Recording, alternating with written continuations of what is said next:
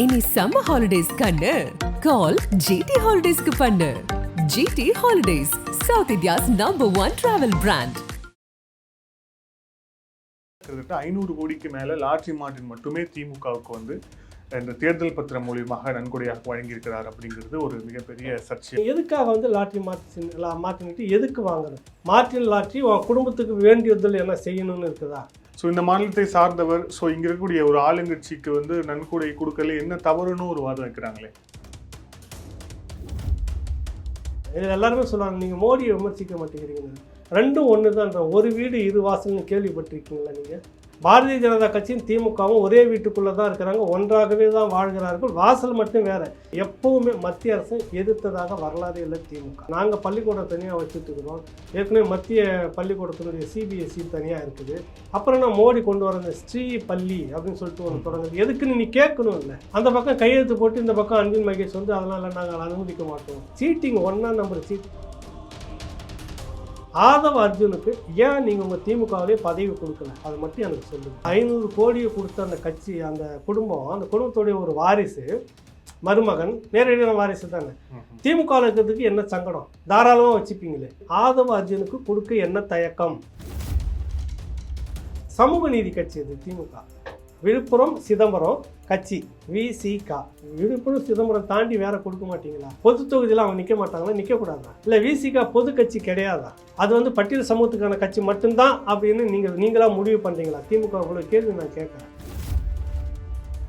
ஸ்டாலின் கைமீறி சில விஷயங்கள் உள்ளுக்குள்ளே நடந்துருச்சோ அப்படின்ற கேள்வி உண்மையிலே அதிர்ச்சிகரமாக.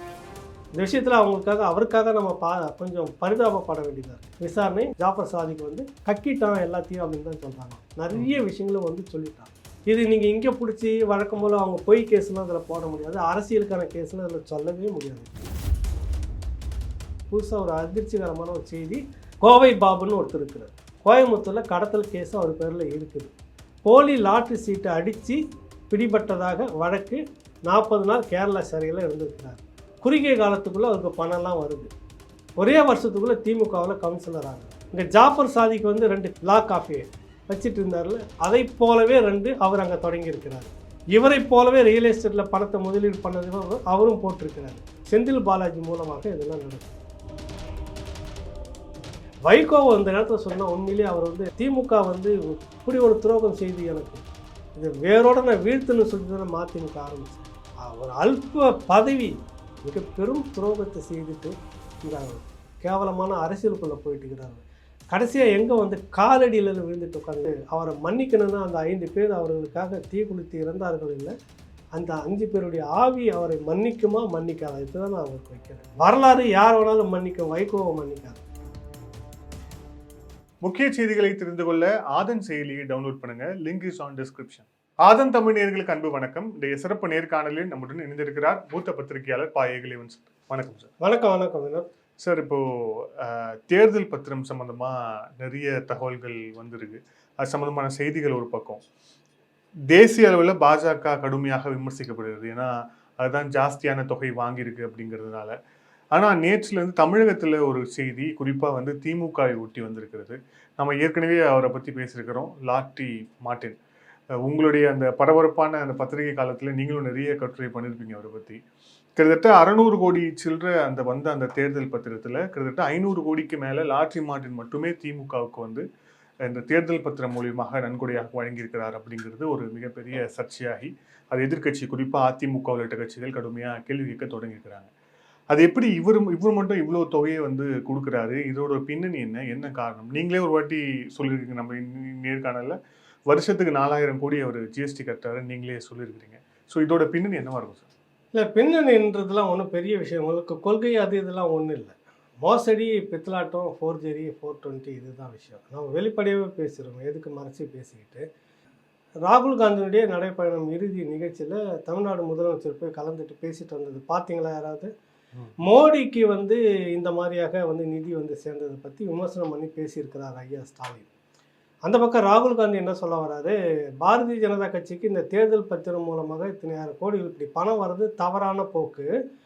இது வந்து மற்ற கட்சிகளை உடைப்பதற்கும் சிதைப்பதற்கும் கூட்டணியிலிருந்து எடுத்து இந்த பக்கம் ஆட்சியை மாற்றுறதுக்கும் தான் பயன்படுத்துகிறாங்கன்னே பேசியிருந்தார். இது ஒரு உலக மகா மோசடி அப்படின்னு அவர் சொல்லியிருந்தார். இவரும் அங்கே மேடையில் அந்த மேடையில் இதே ஸ்டாலினும் வந்துட்டு பாஜகவுக்கு இப்படி நிதி வர்றது வந்து ஆரோக்கியமானதல்ல அப்படின்ற மாதிரி இவரும் விமர்சனம் பண்ணிட்டு வந்துட்டார். இங்கே வந்துட்டார். இப்போ இங்கே எல்லாம் கேட்குற கேள்விக்கு சரி, யோக்கியம் வரான் சொம்பு எடுத்து உள்ளே வைங்கன்னு சொல்லுவாங்கல்ல, புரியுதுல உங்களுக்கு? கிராமத்து பழமொழி, யோக்கியம் வரான் சொம்பு எடுத்து வைங்க. ஊரில் எல்லாத்துக்கும் நல்லது நியாயத்தை சொல்லிட்டு வந்தானாக்கா அவ்வளவும் அவங்ககிட்ட நடக்குமா அழிச்சாட்டி பண்ணுவாங்க. அந்த மாதிரி இவர் சொல்லிட்டு வந்தோடனே, சரிப்பா கொஞ்சம் உக்காரு, உனக்கு எப்படி இந்த மார்டின் லாட்ரி 500 கோடி அவன் மட்டுமே கொடுத்துருக்கான். அந்த லிஸ்ட்டை பார்த்தீங்கன்னாக்கா எல்லாம் 1 கோடி 1 கோடி 1 கோடி 1 கோடினே வாங்கியிருக்கிறாங்க. வரிசையாக இடையில வந்து 2-3 இடத்துல ஒரு 10 லட்சம் 10 லட்சம் ஒரு 10-15 இடத்துல வருது. அது அவனுக்கும் உனக்கு என்ன வேண்டுதல்? அவனுக்கு மார்டின் லாட்ரி உன் குடும்பத்துக்கு வேண்டியதில் என்ன செய்யணும்னு இருக்குதா? கெடா வெட்டி, கொலை தெய்வத்துக்கு விருந்தெல்லாம் வைப்பாங்களே, கெடா வெட்டி சாராய பாட்டிலெலாம் வச்சு படைச்சி, அந்த மாதிரி அவன் குடும்பத்துக்கு மட்டும் என்ன வேண்டுதலை? ஏன் அவனுக்கு அவ்வளோ பணம் தரணும்? 2019 மார்டின் லாட்ரி திமுகவுக்கு 400 கோடிக்கு மேலாக நிதி கொடுத்திருக்கிறார் அப்படின்னு சொல்லிட்டு பிரபலமான வார ஏடு செய்தியை வந்து போட்டது. இதுக்கு முந்தின கடந்த காலங்களில் நாங்கள் வந்து ஃபீல்டில் குமுதத்தில் இருந்த அந்த காலகட்டம் வரைக்கும் பின்னாடி வரைக்கும் பார்க்குறப்ப நிறைய தொகுதியாக அதை சொல்லுவாங்களே, மூட்டை மூட்டையாக பணம் கொடுக்குறதுன்னு சொல்லுவாங்கள்ல, அந்த மாதிரி பல வகையிலையும் வந்துட்டு படத்தை தயாரிக்கிறதுக்கு உள்ளே வருவார். உலகத்தில் எவனுக்குமே இயக்குனர் கொடுக்காத தொகையை இயக்குனருக்கு, கதை வசனம் எழுதுகிற கருணாநிதிக்கு யாருமே கொடுக்காத ஒரு தொகையை கொடுக்கறது, இப்படின்னு பணத்தை வாரி இறைச்சி அவ்வளோ பெரிய பாரி வள்ளல் பரம்பரை அவர். அதனால் அது பணம் இருக்குது கொடுக்குறதுன்றதுக்காக சினிமா இண்டஸ்ட்ரியில் வந்து புதுசாக பெரிய ஒரு தொகையை கொடுத்து பணத்தை எழுதுகிறப்ப ஒரு பெரிய விமர்சனம் வந்தப்போ வழக்கம் போல் அவங்கக்கிட்ட இருக்கிற ஒரே ஆயுதம் வழக்கறிஞர் நோட்டீஸு, கோர்ட்டு வழக்குன்னு பணம் இருக்குது உங்கள்கிட்ட, பெரிய பெரிய வக்கீலை வச்சு நீங்கள் வாதாடுவீங்க, எல்லாம் சரி. ஆனால் இன்றைக்கி என்ன ஆச்சு? அன்றைக்கி வந்துட்டு தமிழ்நாடு முதலமைச்சர் நாங்கள் இப்படி ஆக்குவோம் அப்படி ஆக்குவோம், கவரிமான இது ஒரு மயிர் ஊந்தா கூட கீழே அப்படியே ஊந்து சுருண்டு செத்துருவோம், அப்படி ஒரு மான பரம்பரை எங்களுக்கு, எங்கள் மேலே வந்து ஒரு அபாண்டமான பழியை வந்து இந்த வார இதழ் ஊடகம் விகடன் வந்து சொல்லிடுச்சு, அதான் அர்த்தம். அஃபிடாவிட் நீங்கள் கோர்ட்டில் கொண்டு வரீங்க, அதெல்லாம் இல்லை, நாங்கள் இப்படிப்பட்ட பரம்பரையாக்கும் அப்படிப்பட்ட பரம்பரையாக்கும், நேராக நூல் பிடிச்ச மாதிரி இன்ன வரைக்கும் நாங்களே உழைச்சி தான் சம்பாரித்து கட்சியை வளர்த்துக்கிட்டு இருக்கிறோம், இந்த மாதிரி யாரும் நிதியை நாங்கள் வாங்கலை, இது எங்களுடைய இந்த குலத்துக்கு வந்து கௌரவ குறைச்சலாகி போச்சு, கட்சி குலம் பெருமைக்கு அப்படின்லாம் பேசுனீங்கல்ல.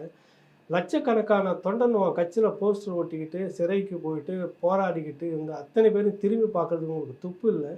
எவன் பணத்தை கொண்டுட்டு வரானோ அவனுக்கு நேரம் உள்ள தூக்கி வச்சு போஸ்டிங் கொடுத்துட்டு இருக்கிறீங்கன்னா நீ எல்லாம் என்ன ஆள் என்று கேள்வி வருதா இல்லையா?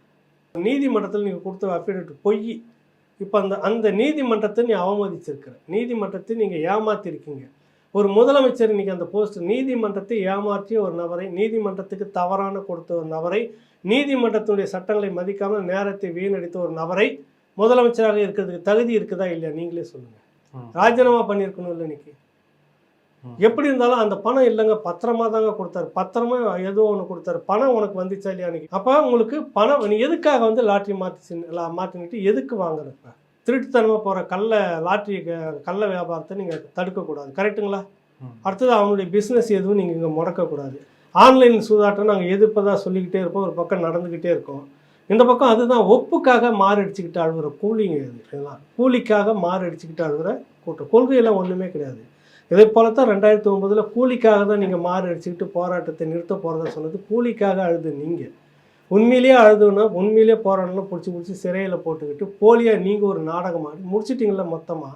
அந்த மாதிரி இந்த சமூகத்தில் எஞ்சி இருக்கிற இந்த சமூகத்தையும் வந்து அவங்க சூதாட்டத்திலே போய் குடியெல்லாம் எத்தனை குடும்பங்கள் இன்றைக்கி வந்து இறந்துக்கிட்டு இருக்குது பார்த்துருக்கோம். சூசைடு காவல்துறையை சேர்ந்தவர்களே நிறைய பேர் அதில் உள்ள நுழைஞ்சி இன்றைக்கி வந்துடும் பணம் நாளைக்கு வந்துடும் பணம்னு எல்லாத்தையும் அடகு வச்சு ஆடி அப்படி பட்டு மடாமல் நடந்து நீ கண்டு காணாமல் இருக்கிறதுக்கு தானே இந்த பணம் எதுக்கு வாங்கினேன்? எதுக்கு அந்த பணத்தை முதல்ல வாங்கினேன்? ஒருத்தங்கிட்ட எதுக்கு? அவன் மட்டும் எதுக்கு? முதல்ல இதுக்கு பதில் சொல்லிவிட்டு அப்புறம் நீங்கள் மோடிக்கிட்ட கேளுங்க. நாங்கள் திரும்ப சொல்ல வரோம். நான் இதில் எல்லாருமே சொல்லுவாங்க நீங்கள் மோடியை விமர்சிக்க மாட்டேங்கிறீங்கன்னு. ரெண்டும் ஒன்று தான். ஒரு வீடு இரு வாசல்னு கேள்விப்பட்டிருக்கீங்களா நீங்கள்? 2 பேரும் உள்ளே ஒன்றா இருக்காங்க. வினோத் நல்லா புரிஞ்சுங்க தயவுசெய்து. பாரதிய ஜனதா கட்சியும் திமுகவும் ஒரே வீட்டுக்குள்ளே தான் இருக்கிறாங்க, ஒன்றாகவே தான் வாழ்கிறார்கள். வாசல் மட்டும் வேறு. இவர் இந்த பக்கம் வந்து வாசல் வெளியே நிற்பார் ஸ்டாலின், அவர் அந்த பக்கம் மோடி வந்து நிற்பார். நான் திரும்ப சொல்கிறேன், இந்த சமூகத்துக்குள்ளே நீங்கள் 2 பேருமே எப்போவுமே மத்திய அரசை எதிர்த்ததாக வரலாறு இல்லை திமுக. இந்த திமுக எதிர்த்து தான் இப்போ எதனா ஒன்று காட்டுங்க. புதிய கல்விக் கொள்கை வரைக்கும் இப்போ கொண்டு வந்து நிறுத்துகிறாங்க. யாருமே எதிர்த்து அறிக்கை கொடுக்கல. ஒரு கட்சி நாம் தமிழர் கட்சி ஒன்று, வேறு ஏதோ கட்சி ஒன்று கொடுத்துருக்குது. நீ எதை நடைமுறைப்படுத்தலை? மோடி கொண்டு வந்து எந்த திட்டத்தையாவது நாங்கள் நடத்தலை, இது மாநில உரிமை பிரச்சனை, நாங்கள் பள்ளிக்கூடம் தனியாக வச்சுட்டுருக்குறோம், ஏற்கனவே மத்திய பள்ளிக்கூடத்தினுடைய சிபிஎஸ்சின்னு தனியாக இருக்குது, அப்புறம் நான் மோடி கொண்டு வர இந்த ஸ்ரீ பள்ளி அப்படின்னு சொல்லிட்டு ஒன்று தொடங்குது, எதுக்குன்னு நீ கேட்கணும் இல்லை? அந்த பக்கம் கையெழுத்து போட்டு இந்த பக்கம் அன்பில் மகேஷ் வந்து அதனால் நாங்கள் அனுமதிக்க மாட்டோம். என்ன பேச்சு இதெல்லாம்? வந்து சீட்டிங், ஒன்றா நம்பர் சீட்டிங் நம்ம சொல்கிறாங்க. இவங்க வந்து நம்ம ஏதோ இதில் பேசுகிறோம், இது இவங்களை உடனே ஒரு எதனா முடைக்கிறதுக்குன்னா வழி இருக்குது. இதை உட்காந்து நான் ஆலோசனை பண்ணுறதை விட நீ மக்கள்கிட்ட போங்க, யதார்த்தத்தை பேசுங்க. காலங்காலமாக லாட்ரி சீட்டு கம்பெனிக்காரங்கிட்ட வாங்குற காசையே ஓட்டுக்கு கொடுத்துட்டு நோட்டு இங்கே சீட்டு வாங்கிட்டு மேலே போயிடலான்னு கனவு கண்டுட்டு இருக்காதிங்க. நாட்டில் எத்தனையோ புரட்சிகள்லாம் வந்திருக்குது. குப்பமேட்டுக்கு போயிடுவீங்க. இதை விட இன்னும் உங்களை விட 100 மடங்கு இருந்த சாம்ராஜ்யம்லாம் விழுந்துருக்குது. நீ மக்களை அலட்சியப்படுத்திக்கிட்டு மக்கள்கிட்ட அது பண்ணிட்டுலாம் இருக்காதீங்க. நீங்கள் தான் ஸ்டெர்லைட் போராட்டத்தில் துப்பாக்கி சூடு நடத்தினவர்களுக்கு நாங்கள் வந்தாலும் நீதியை பெற்று தருவோம்னு சொன்னது நீங்களா? யார்? வினோத், நீங்கள் சொன்னீங்களா?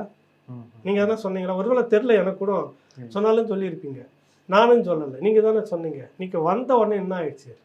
ஸ்டெர்லைட்டில் சம்மந்தப்பட்ட அத்தனை பேருக்கும் ப்ரொமோஷன் கொடுத்து வச்சுருக்கீங்களா இல்லையா? நடந்திருக்குதா இல்லையா?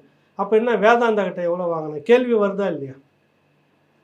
நான் சொல்லலை, உங்கள் கூட கூட்டணியில் இருக்கக்கூடிய ஐயா வைகோ கடந்த காலங்களில் இந்த குற்றச்சாட்டை உங்கள் மீது வைத்திருக்கிறார்.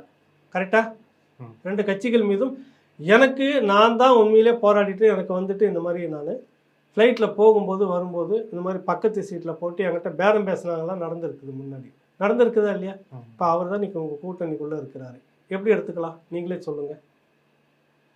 ஒரு தார்மீக பொறுப்பு இருக்கணுமா இல்லையா? நீங்கள் இப்போ லாட்ரி மாற்றின சீட்டு உனக்கு ஏன் கொடுத்தா? அதுக்கு மக்கள் மத்தியில் ஒரு பதிலை சொல்லிவிட்டு நீ பிரச்சாரத்துக்கு தொடங்க. நீ அப்புறமா மோடி ரொம்ப வேணாம், கூட்டணி கட்சி ராகுல் காந்தி சொல்கிறாரு இந்த மாதிரியான இது ஒரு மோசடியான பணம் பெறுறது அப்படின்னு சொல்லியிருக்கிறார். கரெக்டாக?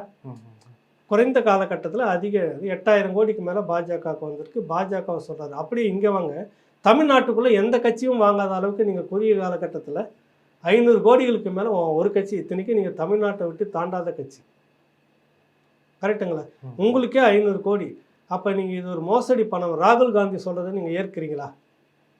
உங்கள் கூட்டணி கட்சியில் உங்களுக்கு இன்றைக்கி காட்ஃபாதராக இருக்கக்கூடிய ராகுல் காந்தி சொல்கிறாரு சீட்டிங் ஃபண்ட், இது வந்து மோசடி பணம், உலக மகா மோசடி பணம், தவறான செயல்களுக்கு தான். இப்போ தமிழ்நாட்டில் பேரம் பேசுறதுக்கும் கட்சிகளுக்கு வாரி கொடுக்கறதுக்கும் கூட்டணி கட்சிகளுக்கு பேரம் பேசி வாங்குறதுக்கும் இந்த பணத்தை நீங்கள் பயன்படுத்துகிறீங்களா இல்லையா? ராகுல் சொன்ன வார்த்தை அப்படியே கரெக்டாக அவர் மோடிக்கு சொல்கிறாரு. இது உங்களுக்கு பொருந்துதா இல்லையா? நீங்கள் இதை மட்டும் மறுத்துட்டு இல்லைன்னு நீங்கள் பேசுங்க. நீங்கள் சொல்லுங்கள், உங்களுக்கு ஒரு நியாயம். எப்படி தான் நீங்கள் எழுதி கொடுக்குறதெல்லாம் பேசுகிறீங்களா? இல்லை, இது கட்சியோடைய இப்போ அவரும் இந்த மாநிலத்தை சார்ந்தவர் தான். ஸோ இந்த மாநிலத்தை சார்ந்தவர், ஸோ இங்கே இருக்கக்கூடிய ஒரு ஆளுங்கட்சிக்கு வந்து நன்கொடை கொடுக்கல என்ன தவறுன்னு ஒரு வாதம் வைக்கிறாங்களே. என்ன தவறுன்னு எனக்கு புரியல. மாதத்துக்கு இல்லை வருஷத்துக்கு 4 முறை ரெய்டு வருது. அப்போ ரெய்டு இவ்வளோவும் வருது, சோதனையில் எல்லாம் பிடிக்கிறாங்க, இப்படி பண்ணுறாங்க. நீ என்ன தொழில் பண்ணால் 500 ரூபா கொடுப்பேன்ற கேள்வி இருக்குது. நான் ஏன் வந்து இருட்டில் நிற்கணும்? கேள்வி வருதா இல்லை? யோக்கி ஏன் இருட்டில் வந்து ஏன் உனக்கு அவன் பணம் தரணும்? அதை முதல்ல நான் சொன்னேன். ஒரு மாநில கட்சி வாங்குறதுல என்ன தப்புன்னா, திருடன் வந்து கொடுப்பா, வாங்கிக்கிறீங்களா? சொல்லுங்கள், வாங்கிக்கிறீங்களா? ஒரு பெரிய டீம் இருக்குது, கொள்ள கும்பல் இருக்குது, அவனுக்கு அது பிஸ்னஸ். கரெக்டாக? பரவாயில்லங்க, நான் தரேன், ஒரு 1000 கோடி வச்சுக்கோங்க, நான் பேங்க்கில் கொள்ள அடிக்கிறது பிரச்சனை. அவன் பிஸ்னஸை தான் என்ன பண்ணுறான், அவனுக்கு அது தொழில். கரெக்டாக? அப்போ ஒரு வரைமுறை இருக்குது, யார்கிட்ட வாங்கணும் யார்கிட்ட வாங்கக்கூடாது அப்படின்னு வரைமுறை இருக்குது. எல்லாம் கொடுக்குறான்னு வாங்கிட்டான்னா 420 பண்ணுறவங்களாம் கொண்டு வந்து கொடுத்துட்டு இருப்பான். அரசு பெண் உங்கள் கூட ஃபோட்டோ எடுத்துக்குவான், உங்களுடைய பக்கபலமாக உங்கள் கூட வந்து உள்ளே இருந்துக்கிட்டு இருப்பான், எல்லாம் பண்ணிகிட்டு இருப்பான். அப்புறம் எப்படி அந்த மக்கள் மத்தியில் ஒரு நம்பிக்கை வரும்? என்ன நினைப்பாங்க? நீ அவன் மேலே நடவடிக்கை எடுப்பியா எடுக்க மாட்டேன்ற கேள்வி வருதா இல்லையா? நீ 500 ரூபா கொடுத்தவன 500 கோடி கொடுத்தவன காப்பாற்றுவியா, தண்டனை வாங்கி கொடுப்பியா? அது சொல்லு முதல்ல, சொல்லுங்கள். தமிழ்நாட்டில் இன்றைக்கி தேதிக்கு எத்தனை இடத்துல கள்ள லாட்ரி சீட்டு விஷயம் நடந்துக்கிட்டு இருக்குது, தெரியாதா உங்களுக்கு? அப்போ நீ என்ன வேணாலும் பண்ணிட்டு போ, நாசமாக்கிட்டு தமிழ்நாட்டை, எனக்கு பணத்தை மட்டும் கொடுத்துரு. இவர் வந்து ராகுலுக்கு போய் சொல்கிறாரு, இது மோடிக்கு சொல்கிறாரு. இவர் வந்து அதில் குறுக்கு சால் வந்து ராகுல் ஒரு வார்த்தை, இது ஒரு மோசடி பணம், இப்படி தான் இந்த பணம் பயன்படுத்துவாங்கன்னு. இங்கேயும் இவர் அதான பயன்படுத்திட்டு இருக்கிறாரு. சொல்லுங்கள், இதுக்கு பதில் நீ மக்கள் மத்தியில் சொல்லி ஆகணும். நீங்கள் இப்படியே இருந்துக்கிட்டுலாம் போக முடியாது. எல்லா காலத்துலையும் இப்படியே தள்ளிட்டு போயிடலாம். மக்கள் எல்லாருக்கிட்டையுமே எல்லா நேரத்துலையும் பணம் கொடுத்துட்டு இருந்தாக்கா ஓட்டு போட்டுக்கிட்டே இருப்பாங்க. இப்போ போங்க, ஓசி பஸ்ஸில் உங்களை ஏற்றி அனுப்புகிறாங்களா இல்லையா பாருங்கள் நிறைய இடத்துல. நீங்கள் தானே சொன்னீங்க மக்களை கேவலப்படுத்திக்கிட்டு என்னது நீ தலித்தாமா என்னது பட்டியல் நம்ம நீ எஸ்சியா எஸ்சி நீ ஓசியா எல்லாம் உன்னை திருப்பி இப்போ கேட்பாங்க போங்க ஓசியான்னு உங்களை கேட்பாங்க. நீ பணத்தை கொடுத்துட்டீங்கன்னா அவங்க அப்படியே மூடிட்டு போயிடுவாங்க, வாக்கு போட்டுருவாங்கன்னு நினைக்கிறேன். பட்டியல் அடைச்சி மண்டபத்தில் அடைச்சிட்டு இஷ்டத்துக்கு வாரி பணத்தை அன்பளிப்புலாம் கொடுத்துட்டாக்கா மக்கள் வாக்கு போட்டுருவாங்கன்னு நீ நினைக்கிறீங்க. எங்கேயோ ஒரு இடத்துல உனக்கு கட்டாயம் ஒருத்தர் திரும்பினாங்கன்னா மக்கள்லாம் மொத்தமும் திரும்புவாங்க ஒரு இடத்துல உனக்கு எதிராக. இப்போ நீங்கள் போங்க ஓசியில் வரவங்க யார் இதில் வரவங்க யாருன்னு மற்ற கட்டாயம் கேள்வி கேட்பாங்கல்ல மக்கள்கிட்ட. நீ வெளியில் போய் விசாரிங்க. நான் இப்போ போயிட்டு வந்தேன் சென்னையில் ஆரம்பித்து இப்போ தனுஷ்கோடி வரைக்கும் போயிட்டு வந்தேன். அந்த கடைசி எல்லை அங்கே நின்று பைனாகுளரில் பார்த்தா அந்த 5 திட்டு மணல் தெரியுது அது வரைக்கும் காட்டினாங்க. அது வரைக்கும் உள்ளே போயிட்டு எல்லாம் சுற்றிட்டு தான் வந்தேன். இப்போ ஒரு வாரத்துக்கு முன்னாடி மக்கள்கிட்ட வந்து சொல்கிறாங்க நீங்கள் வந்து கூட்டணி பலம்ன்றதை பேசுகிறீங்க. மக்கள் வந்து என்ன சொல்கிறாங்கிறத போய் பாருங்கள். மோசமாக இருக்குது. உங்கள் பேரில் வந்துட்டு சட்டம் ஒழுங்கு சரியில்லை, எதுவும் நிர்வாகம் சரியில்லை, யாருங்க நாட்டை ஆள்றான்றது தெரில. மந்திரி தான் ஏரியாவுக்கு சிஎம்மா இல்லை எங்கள் தலைமை ஒட்டுமொத்தம் ஒரு சிஎம்மா இல்லை மாவட்டத்துக்கு நிறைய சிஎம்லாம் இருக்கிறாங்களே அப்படி ஒரு கேள்விலாம் இருக்குது. போலீஸை யார் கட்டுப்படுத்துறது, மந்திரியா சிஎம்மா அது தெரியல. கலெக்டர் யாரை கட்டுப்படுத்துறது, அந்த லோக்கல் மந்திரியா சிஎம்மா அது தெரியல. அவ்வளோ குழப்பத்தில் இருக்குது. இந்த 3 வருஷத்தில் உங்களுக்கு அவ்வளோ அவப்பெயர். விடிஞ்சிரு நீங்கள் இன்றைக்கும் பார்த்தாலும் இருட்டாக தான் இருக்குது அப்படின்ற மாதிரி தான் இருக்குது மக்கள்கிட்ட. நீ போ மக்கள்கிட்ட பேசிட்டு வாங்க. அது பிறகு நீ கொடுத்த வாக்குறுதியில் இது வரைக்கும் ஒன்றும் இல்லை. நீ கொடுத்துக்கிறது 1000 ரூபாய் கொடுத்தேன், இது கொடுத்தேன், அது கொடுத்தேன், இதுதான் பெரிய பட்டியல் இருக்குது. காலை உணவு போட்டேன், நல்ல விஷயம் சரி. ஆனால் நீ தாலிக்கு தங்கம் அது எவ்வளோ உங்களுக்கு அது எவ்வளோ ஒரு அரை கிராம் கொடுத்தாங்க, அரை பவுன் கொடுத்தாங்களா? எத்தனை ஆயிரம் இன்னைக்கு சராசரி 20,000 வந்துட்டு இருந்ததா? எத்தனை ஆயிரக்கணக்கான பெண்களுக்கு போயிட்டு இருந்ததா? அதை நிறுத்திட்டு அது ஒரு 1000 பேர் கொடுத்தாங்கன்னா நீங்கள் ஒரு 10,000 பேருக்கு 1000 ரூபான்னு கொடுக்குறீங்களா? என்ன வித்தியாசம்? கணினியை நிறுத்திட்டீங்களா? சைக்கிள் இப்படி பெரிய இதில் அதிமுக செய்தெல்லாம் நிறுத்தி விட்டு இன்றைக்கி சரி வந்தீங்க. அதிமுகவில் வாங்கி இருந்தப்போ வெளியே வந்தப்போ கடன் எவ்வளோ, இப்போ நீங்கள் வந்தப்போ எவ்வளோ கடனை வாங்கி வச்சுருக்கீங்க? கடனை வாங்கி செலவு பண்ணுற குடும்பம் உருப்படுமான்ற கேள்வி இருக்குது இல்லை? இப்போ நானும் தான் கடனை தலையில் சுமந்துட்டு இருக்கிறோம். உனக்கு ஒன்றும் பிரச்சனை இல்லை. கமிஷன் 20%, இன்னும் 40%, சில இடத்துல போட்ட ப்ராஜெக்டே காணும். இப்படிலாம் எடுத்துகிட்டு நீங்கள் சுருட்டிகிட்டு போயிடுறீங்க. அதான் திரும்ப சொல்கிறேன், உங்கள்கிட்ட எப்படியா உங்கள் கோடிக்கணக்கில் பணம் சேருது உங்கள்கிட்ட மட்டும் கணக்கு வழக்கு சொல்லுங்கன்னா உழைச்சி சம்பாதிச்சுன்றீங்க. நானும் உழைக்கலையா? அவன் கட்சியில் உனக்கு கீழே இருக்கிறோன்னு உழைச்சின்னு தானே இருக்கிறாங்க. 4 முழுக்க உழைக்கிறாங்களே அதே திமுகவில். அவன் யாருமே இந்த மாதிரி வரவே இல்லையே. சொல்ல அதே பொன்முடி, அதே துறைமுருகன், அதே ஏவாவேலு, அதே நேரு, அதே உதயநிதி குடும்பம், அதே ஸ்டாலின் குடும்பம் இப்படி தானே வருது. கீழே பாமர திமுக கொடி பிடிச்சவன் ஒருத்தன் கூட மேலே வரலையே. கடனை வாங்கி படிச்சுட்டு தானே வேலை இல்லாமல் சுற்றிக்கிட்டு இருக்கிறான். அவனுக்கு என்ன வழியை செய்கிறீங்க? அது இதுக்கெல்லாம் வந்து ஒரு தீர்வு இந்த முறை வந்துடும். நீங்கள் வாங்கினதுக்கான பதில் கட்டாயம் வரும். இல்லை அவருக்கு வந்து இப்போ இந்த லாட்ரி தான் அவருக்கு மெயின் பிஸ்னஸ். இருந்தாலும் வந்து கேமிங்கிற ஒரு கம்பெனி மூலிமா தான் தொகை வந்து அனுப்பியிருக்கிறாரு.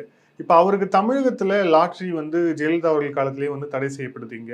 இருந்தாலும் வடகிழக்கு மாநிலங்கள், கேரளா உள் மாநிலங்களில் இன்னும் வந்து அது வந்து சட்டபூர்வமாகவே அனுமதிக்கப்பட்ட ஒரு விஷயமா இருக்குது. அப்படிங்கிற போது அவருக்கு இங்கே இருக்கக்கூடிய ஒரு அரசை அனுகூலமாக வச்சுக்கணுன்ற தேவை மாற்றினுக்கு ஏன் வருது? இல்லை அப்படி ஒன்றும் இல்லை. நீங்கள் அந்த மாதிரி பார்க்க வேணாம். தமிழ்நாட்டினுடைய நாடாளுமன்ற உறுப்பினர் இருக்காங்கல்ல, திமுக எடுக்கிற ஒரு முடிவுக்கு டெல்லியில் எல்லாமே கட்டுப்படுவாங்கல்ல.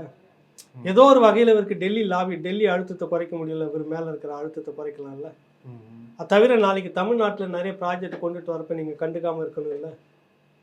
இப்போ லாட்ரி ஆன்லைன் லாட்ரி எங்கன்னா தடுக்கிறாங்களா? செய்திருக்காங்களா? என்ன அதில் குவியுது உங்களுக்கு பணம் கோடியாக கொட்டிக்கிட்டே இருக்கு. எத்தனை குடும்பம் தாலி எடுத்துட்டு நடுத்தூரில் நிற்குது. அந்த பாவம்லாம் உங்களை சேருமா சேராதா சொல்லுங்க. அப்போ ஏன் கொடுக்குறானாக்கா எதுக்கு அப்புறம் தேவையில்லாமல் இருட்டில் வந்து நிற்கிறான் யோக்கியம் அப்படின்ற கேள்வி வருது இல்லையா? சம்பந்தமே இல்லாமல் நான் ஏன் இன்னொருத்தவங்களுக்கு காசு தரணும்? யோக்கியம் நீங்கள் நான் அதான் சொன்னேன், ஏன் இருட்டில் வந்து நிற்கணுன்ற எனக்கு புரியலையே. யோக்கியம் ஏன் காசு தரணுங்க? 500 கோடி எதுக்கு தரணும்? அப்போ இதன் மூலமாக ஏதோ நீ சாதிச்சுக்கணும். சரி இல்லை அவருக்கு பெரிய தான தர்மம் வழங்கணும்னு அவருக்கு பெரிய வள்ளல் அவர். அதனால் தமிழ்நாட்டு முதல்ல இந்தியாவில் இருக்கிற எல்லா முதலமைச்சர்களும் ஏழ்மையில் வறுமையில் பிச்சை எடுத்துகிட்டு ரோட்டில் நின்றுட்டு இருக்கிறாங்க. அதனால் போகிற போக்கில் காரில் அப்படியே அங்கங்கே ஒரு 500 கோடி தூக்கி தட்டில் போட்டுன்னு போகிற வள்ளலாக இருக்கட்டும். நான் இல்லைன்னு சொல்ல வரல. எத்தனை முதலமைச்சர் மாநில முதலமைச்சருக்கு இந்த மாதிரி பணத்தை நீங்கள் போட்டிருக்கீங்க 500 500ன்னு? டெல்லிக்கு போட்டிருக்கீங்க, அது வேறு விஷயம். அப்போ நீ எவ்வளவு இந்த மக்களிடமிருந்து எவ்வளவு சுரண்டி, எவ்வளவு கொழுத்து, எவ்வளவு கொள்ளடிச்சிருந்தீங்கன்னா இத்தனை ஆயிரம் கோடிகளை நீ இலவசமாக போகிற போக்கில் போட்டுட்டு போக. இந்த கேள்விக்கு பதில் இல்லைல்ல. அதெல்லாம் யார் விட்டு பணம் முதல்ல சொல்ல? நீங்களே யார் விட்டு பணம்? அதெல்லாம் நெத்தி வேர்வை சிந்தி இருக்கிற அந்த விவசாய ஏழை எளிய மக்கள், நடுத்தர மக்கள், உழைக்கிற மக்கள் எல்லாம் இவங்களுடைய பணம் ஏதோதோ வகையில் தானே போகுது. லாட்ரி வழியா, ஆன்லைன் லாட்ரியோ இன்னும் மற்ற வழியோ. நீ எதுவுமே இங்கே இல்லாமல் எதுக்கு வந்து கொடுக்குறாங்க முதல்ல சொல்லு. அதுக்கு பதில் சொல்லுங்கள். இல்லைங்க, நான் அவர்கிட்ட வந்து கடனாக கேட்டிருந்தேங்க, அவர் தேர்தல் பத்திரம் மூலமாக கொடுத்துட்டாருன்னா சொல்லுங்கள். இல்லைங்க, நான் உண்மையிலேயே வந்துட்டு சோத்துக்கு வழி இல்லாமல் இருந்துட்டுன்னா அவர் பெரிய வள்ளலுங்க, எனக்கு ஒரு 500 கோடி தான் சாதாரணமாக ஒரு 3 வேளை சாப்பாடுக்கு 500 கோடி கொடுத்துட்டு போயிருக்கிறாருங்க அப்படின்னு சொல்லு. 3 வேளை சாப்பாடு தானே அவங்களுக்கு அது 500 கோடி. அதையே சொல்லுங்கள். நீங்கள் முதலமைச்சர் சொல்லுங்கள், எங்கள் குடும்பம் ஒட்டுமொத்தத்துக்கும் 3 வேளை சாப்பாடு 500 கோடி, ரொம்ப வறுமையில் உட்காந்துக்கிட்டு இருந்தோம், அதனால் எங்களுக்கு பிச்சை போட்டு போகிறோன்னு சொல்லி கேட்டிருந்தோம், அவர் இப்படி கொடுத்துருக்கிறாரு முறையா. ஒத்துக்கு உன் கட்சி நிதி ஏற்கனவே எத்தனை ஆயிரம் கோடின்றது கணக்கில் இருக்குது. வறுமையில் இருக்கிற கட்சியெல்லாம் இல்லை. கம்யூனிஸ்ட்டுகளை விட இன்றைக்கி நீங்கள் ரொம்ப ரொம்ப 10-100 மடங்கு மேலே இருக்கிறீங்க. தேசிய கட்சி கம்யூனிஸ்ட்டை சொல்கிறேன். இத்தனைக்கும் அவங்க வந்து பெரும் முதலாளிகிட்ட போகிறதில்ல, மக்கள்கிட்ட தான் நிதி ஏந்தக்கூடிய ஒரு கட்சி அது. அதை விட நீங்கள் வந்து புரட்சியெல்லாம் பேசிக்கிட்டு தான் திமுக தொடக்கத்தில் வந்தீங்க. அண்ணா பேசின தொடக்க கால வசனங்களையும் கலைஞர் எழுதின தொடக்க கால வசனங்கள்னு பார்த்தீங்கன்னா அடாடாடா என்ன மாதிரிலாம் இருக்கும் தெரியுமா? அப்படி ஒரு புரட்சிகரமான வசனத்தெல்லாம் பேசி இன்றைக்கி நேரு எதிராக இப்படி போயிட்டுருக்கீங்க. உங்களுடைய கட்சி நிதியே எந்த அளவுக்கு இருக்குது. இதை தாண்டின இந்த பணம் ஏன் கொடுத்தான்னு நீங்கள் கேட்டுட்டு சொல்லுங்கள். எனக்கு பதில் நீங்களே சொல்லுங்கள். இப்போ நம்ம ஆதவ அர்ஜுன் பற்றி பேசியிருக்கிறோம். அவர் தான் வந்து லாட்சி மார்ட்டினுடைய மருமகன். அவர் திடீர்னு அவர் திமுக கூட ஃபர்ஸ்ட் நெருக்கமாக இருந்தார், அப்புறம் விசிகா மூலிமா வந்தார். இப்போ அவருக்கும் வந்து சீட் இல்லை அப்படிங்கிற நிலைமை. ஏன் இந்த திமுக கூட்டணி கட்சிகள் விசிகா அந்த நெக்ஸஸ் வந்து ஏன் இருந்துகிட்டே இருக்கு? குறிப்பா இப்போ இல்ல, இப்போ எனக்கு என்ன சந்தேகம்னா, விசிகா வந்து என்ன ஆகும் கேள்வி இருக்குது. 500 கோடியை கொடுத்து மருமகனை வந்து திமுகவில் வைக்காம விசிகாவில், அது அங்கே தான் முதல்ல இருந்திருக்கிறாரு, திமுகவுக்கு தான் வேலை செஞ்சுருக்கிறாரு. அங்கே எல்லா மேலிடமும் நினைச்சா முதலமைச்சர் போய் திருமாவளவனே சிஎம் சந்திக்கிறதுக்கு 4 நாள் 5 நாள் அவகாசம் காத்துன்னு இருக்கணுமா? அது கூட அந்த வாசல்லையே நின்றுட்டு இருக்கணும் கோல் வச்சுக்கிட்டு. நான் சொல்லலை, கடந்த காலத்தில் அவர் பேசின வசனம் மக்கள் நல்ல கூட்டணி இருக்கிறப்ப கை கொட்டி கண்டு நிற்க வேண்டும், அவர் சொல்வதெல்லாம் கேட்க வேண்டும், குனிந்து இருக்க வேண்டும், அவர் கொடுக்குற தொகுதியை வாங்கி கொள்ள வேண்டும், இப்படிலாம் பேசுனது. நான் அதை வச்சு சொல்ல வரேன். நான் தோழர் ஒன்றும் தப்பாலான்னு சொல்லலை. அங்கேயே காத்து நின்றால் தான் 4 நாள் கழிச்சு அப்பாயின்மெண்ட் அவருக்கு. நேற்று பதவி ஏற்றுக்கிறாரு விசிகாவில், நேராக போயிட்டு இங்கே வாழ்த்து பெறுறாரு. அங்கே ஒரு அம்பேத்கர் புக்கு திருமாவளவனுக்கு, இங்கே ஒரு அண்ணா புத்தகம் ஸ்டாலின்கிட்ட. அதான் திமுகவுக்குள்ளே அவர் ஊறி போயிருக்கிறார். இங்கே இருந்தால் சரி வராது, அது நம்ம துணை கட்சி தானே, அங்கே இருந்துட்டால் நாளைக்கு நமக்கு எல்லாம் வசதியாக இருக்கணும், அங்கே தூக்கி வச்சிருக்கிறாங்க, அவ்வளோதான். இல்லைன்னா 500 கோடியை கொடுத்த அந்த கட்சி, அந்த குடும்பம், அந்த குடும்பத்துடைய ஒரு வாரிசு மருமகன், நேரடியான வாரிசு தானே. திமுகவில் இருக்கிறதுக்கு என்ன சங்கடம்? தாராளமாக வச்சுப்பீங்களே, என்ன சங்கடம் உங்களுக்கு? நீங்கள் என்ன உடனே வந்தோடனே கட்சியில் பதவி கொடுக்காத ஆளா நீங்கள்? நாம் தமிழர் கட்சியில் இருந்துட்டு தெருவாக உங்களை கழுவி ஊற்றிக்கிட்டு இருந்த ராஜீவ்காந்திக்கு வந்தோடனே எவ்வளோ பதவி கொடுத்து வச்சுருக்கீங்க. அந்த மாதிரி ஏன் ஆதவ அர்ஜுனுக்கு கொடுக்க இடம் இல்லையா? யதார்த்தத்தை நான் பேசுகிறேன். ராஜீவ்காந்தி முந்தா நாள் வரைக்கும் உங்களை கழுவி ஊற்றிட்டு இருந்தார். அவ்வளோ மானக்கடி எடுத்து போட்டு கேட்டாங்கன்னா அதை பார்த்துட்டு நீங்கள் எப்படி அவர் மூஞ்சில் முழிக்கிறீங்கன்னே தெரியல. அது வேறு எனக்கு சந்தேகமாக இருக்குது. அவர் பார்த்து உங்களை கும்பிட்றதும், நீங்கள் அவரை பார்த்து கும்பிட்டுக்கிறதும், அது கழிவு ஊற்றுனவங்களுக்கும் உங்களை கண்டுக்கவே மாட்டீங்க, அது வேறு விஷயம். வந்தோடனே பதவி கொடுத்துட்டீங்க. நான் அந்த தம்பியை குறை சொல்லலை, நல்ல இடத்துல வச்சுக்கிறீங்க, பதவியெல்லாம் கொடுத்துருக்கீங்க, திடீர்னு கொடுக்குறீங்க. இல்லை, ஆதவ அர்ஜுனுக்கு கொடுக்க என்ன தயக்கம்? 500 கோடி கொடுத்துருக்கணும் இல்லை? ஏன்னா நம்ம வீடு ஒன்று காலியாக இருக்குதுப்பா, அந்த வீட்டில் கொண்டு வச்சு அந்த தம்பியை விசிகா, புரியுது இல்லை? அங்கே அனுப்பிவிடுன்னு அங்கே அப்படி அனுப்பி வைக்கப்பட்டவர் தான் அவர். நம்ம இப்போ சந்தேகம் வருது, நாளைக்கு விசிகா என்ன ஆகுன்ற பெரிய கேள்விக்குறி இருக்குது. இதுதான் கடந்த முறை நம்ம இதெல்லாம் பேசியிருந்தோம். நம்ம இந்த விசிகாக தான் 2 தொகுதி ஒதுக்கி இருக்கிறாங்க. அது பானை சின்னத்தில் அவங்களே போட்டி போடுறாங்க. அவங்களுக்கு வேற என்ன? 2 தொகுதியும் பெரியார் சொன்ன சமூக நீதி பொது தொகுதி தானே, அது விசிகா தான் தம்பி.